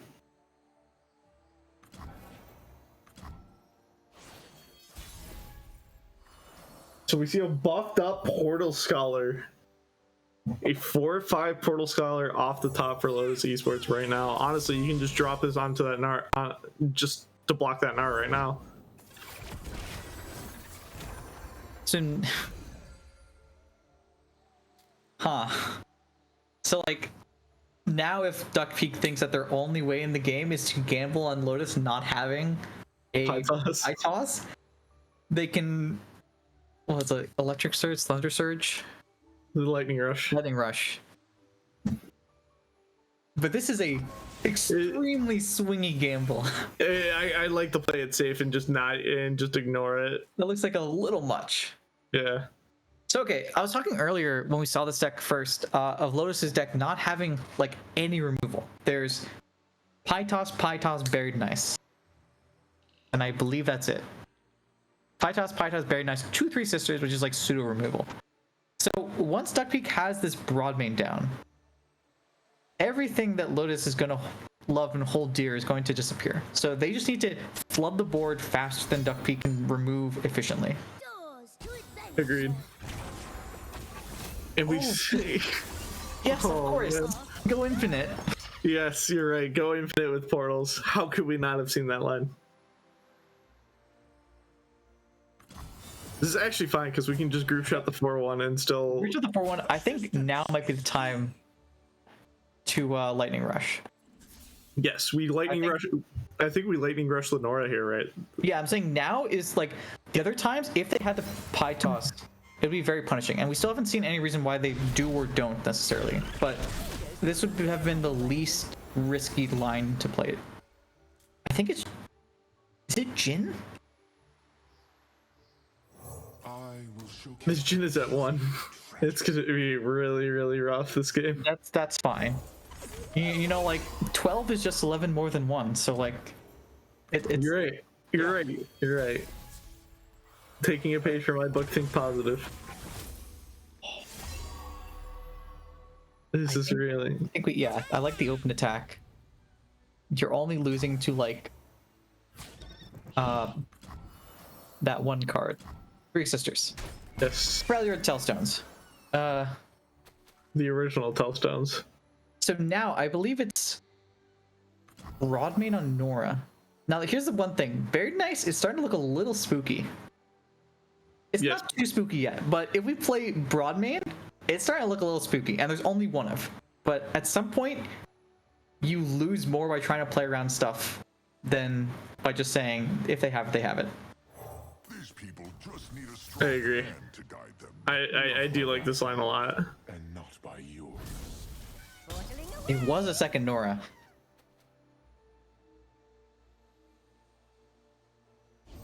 So we see another Portal Scholar come on the board, drop another portal in deck. I think we have 2 more portals in deck, right? I think, yeah, I agree with this, though. We have to kill this here now. Yes. Can't allow this double R. The impact is going to stack up so quickly right now. Yeah. Vitos is a great pickup with this Broadmane on field. It's starting to look like Duck Peak is actually stabilizing pretty well. They've had a really slow early start to the game. It's Like still a little dicey just because we know that, like, Lotus doesn't have their top end. There's no Buried Nice. There's no Ward in the Tribes. And Duck Peak doesn't know that. Right? But, like, Ward in the Tribes comes down. Duck Peak's gonna have a hard time, even with this Broadmane. It's gonna take quite a bit to thin that board down. But from here, yeah, I do agree that this is generally a good position to be in, and the best position they've been in all game.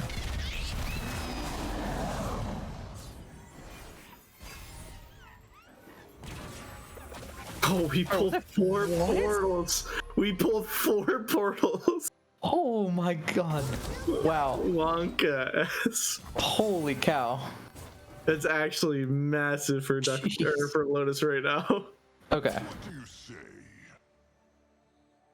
I think Duck Peak actually lucked out so hard that those portals were drawn right now and not when Nora was on the board. Yeah, that if Nora was on the board, that'd be really, really How pedestrian. awkward. Like none of them would be able to hit the board right now because of how full our board is. But No, but it would have been 0 cost, 4, 5, 6, 7 cost cards in hand.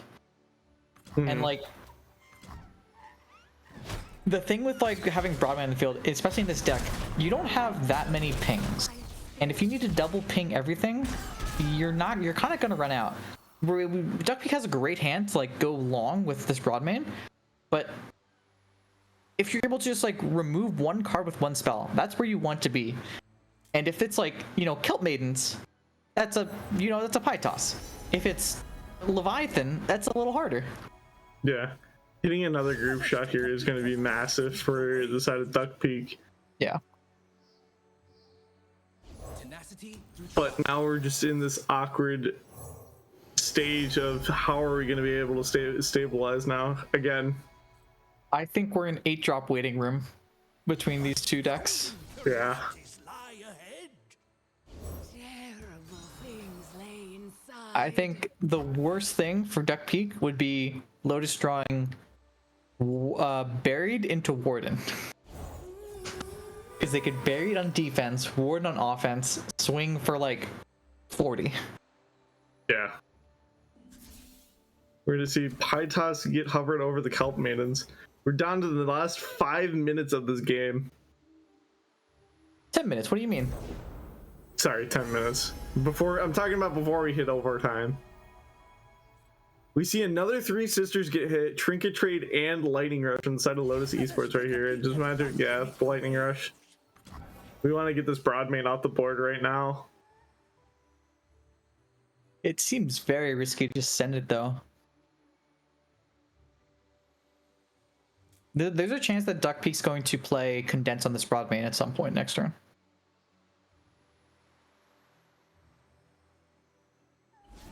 Oh, just send in the Lightning Rush. Wow.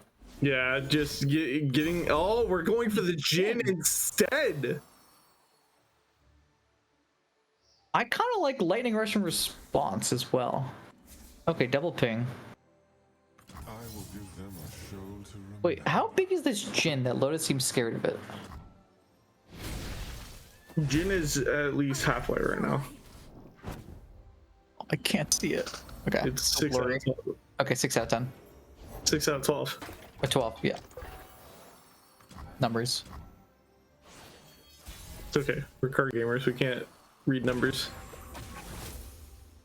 There's Ward of the Tribes. We're on top. So this is where I think... Oh, yeah. I think Duck Peak needs to slam in with everything. Or it's really tough because you want to slam in and trade down stuff so that Warden doesn't buff it. However, you also know that Lotus has an infinite supply of units.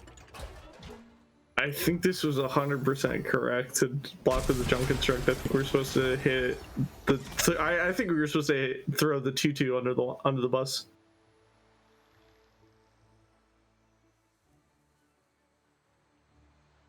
Surely this War in the Traps comes down this turn.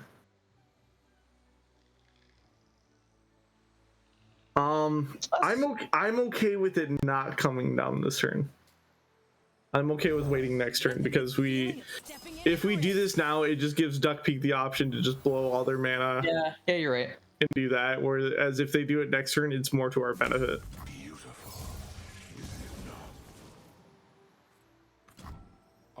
It's gonna be quite close.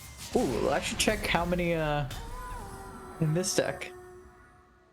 1, 2.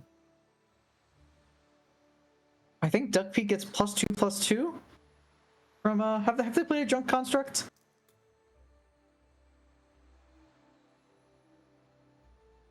I know they played Yordles, but have they played a junk construct? They haven't played a Sunhawk. I'm trying to figure out whether Duckpeak has a condensed Warden of the Tribes line. You copying brought me just to clear off more blockers. This is gonna be very dicey. Like, Lotus is gonna have a extremely wide board. Like, I imagine Nor's coming down, or Gnar, just something to get 5 wide, so that Warden is 6 wide at the start of next turn. Yeah. And then Duckpeak just has to scramble.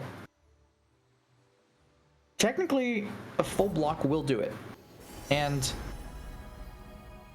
Jin's, I think he's like 1 out of 3 for the current cycle.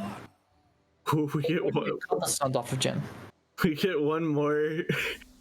We get one more for one of those tribes now. We just hit Weapon Master. You're right. It's actually no, that's still fine. Hitting Pan is still fine. Going down to the last 6 minutes of the game, or the last minute of the game before we hit overtime. Now this match is starting to look like it might go to time. Nora's flipping now. Please no timer strats. Please no. I don't want to deal with it. I don't think this game's gonna last till timer, but I'm not sure. I think it might, because they're not winning this next attack. Duckpeak blocks down, plays wall up on the Nora, and gets another stun off of Jin, which stuns the Conchologist, which means something else doesn't have to block. but this Warden is gonna be pretty huge. Yes. Let's see. Nora's just swinging for lethal. Sorry. No. This works.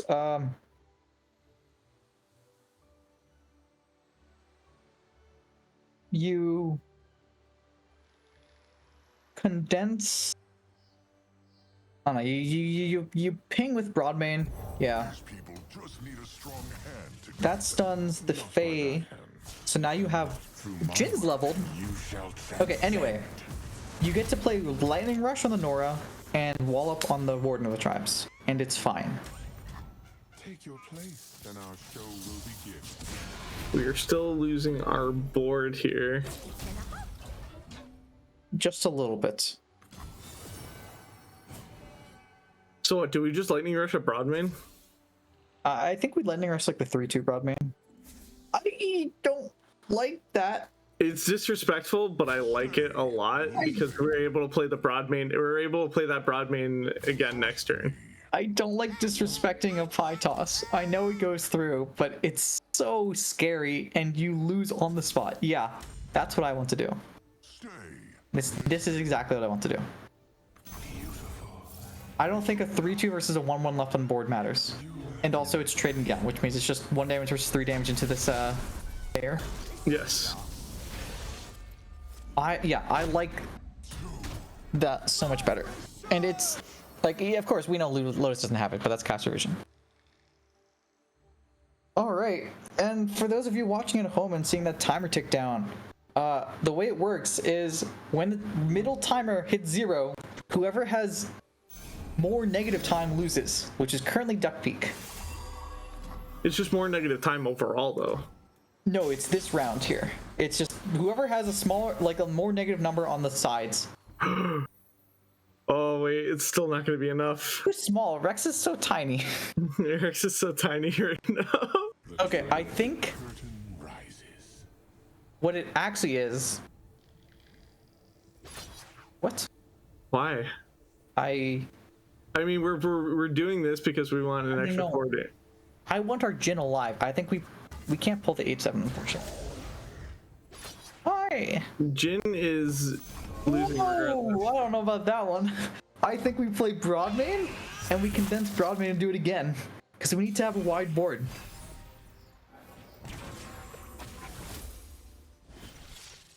That's game to the open attack. Yeah. That pass was very questionable. We needed to kill Warden of the Tribes. Was Duck Peak down on time? Is that what happened? Possibly. It happened too fast. I didn't even see. Yeah. But Oh, that's a shame. Lotus Esports making it to play-ins now, and Duck pretty much.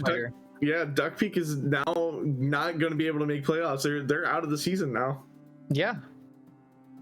Ran out of time at the end there. It's hard to play, and I think they were going to lose on time anyway. They were down by I think about a full minute, and it was going to be very tough to make that up. But timer sucks, and we all know that. So. Yeah, it happens.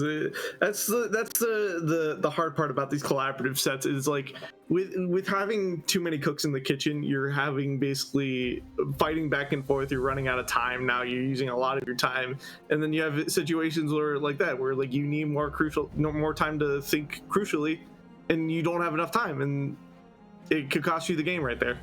Yeah, the first time I was doing collab set, it was a beautiful mess, and I think we timed out at least twice in our first set. Yeah, it's the hardest thing. You got to figure out a balance between like people which role are people going to play, who's going to be hand tracking, who's going to be leading the hand, who's going to be giving you backup advice as well. You just have to find a balance to it, and then like once you find that balance, you're pretty much golden. Yeah, for sure. It's definitely unconventional compared to every other tournament people play in. Yeah, that's why I say collaborative sets are a lot harder than just single sets. Yeah. Yeah. But with that, we are done for the night. Tune in next week for our round of play-ins where we are moving into our first of playoff formats, technically. Next week will be Swiss rounds of all collaborative sets where each team is going to be going up against each other. Whoever wins out of the seeding for the lower seeding of the group right now, whoever didn't get first seed in the group pretty much, they're battling to be able to go on to the next round of playoffs and move on to top 16. But the top 8 or top team of each group, they're going to be in their own group of seeding where they're going to be playing against each other for seeding on their picks that you will see after that week. Yeah, good luck to all the teams who made playoffs. Good luck to everybody. Anything else you want to say to anybody before we send it off, Fansora? Pirate sucks. Thank you very much. We may need a new caster next week, Wookie. But with that, I'm gonna send it off with Fansora. I'm Sir Hirsch. This has been Fansora. Other way. Sorry. I'll go away. Stay safe, stay blessed. We'll see you Tuesday for the Tuesday for the recap show with Dragon this time, not me, unfortunately. But we'll see you all next week. Have a great weekend, and we'll talk to y'all later. Bye-bye.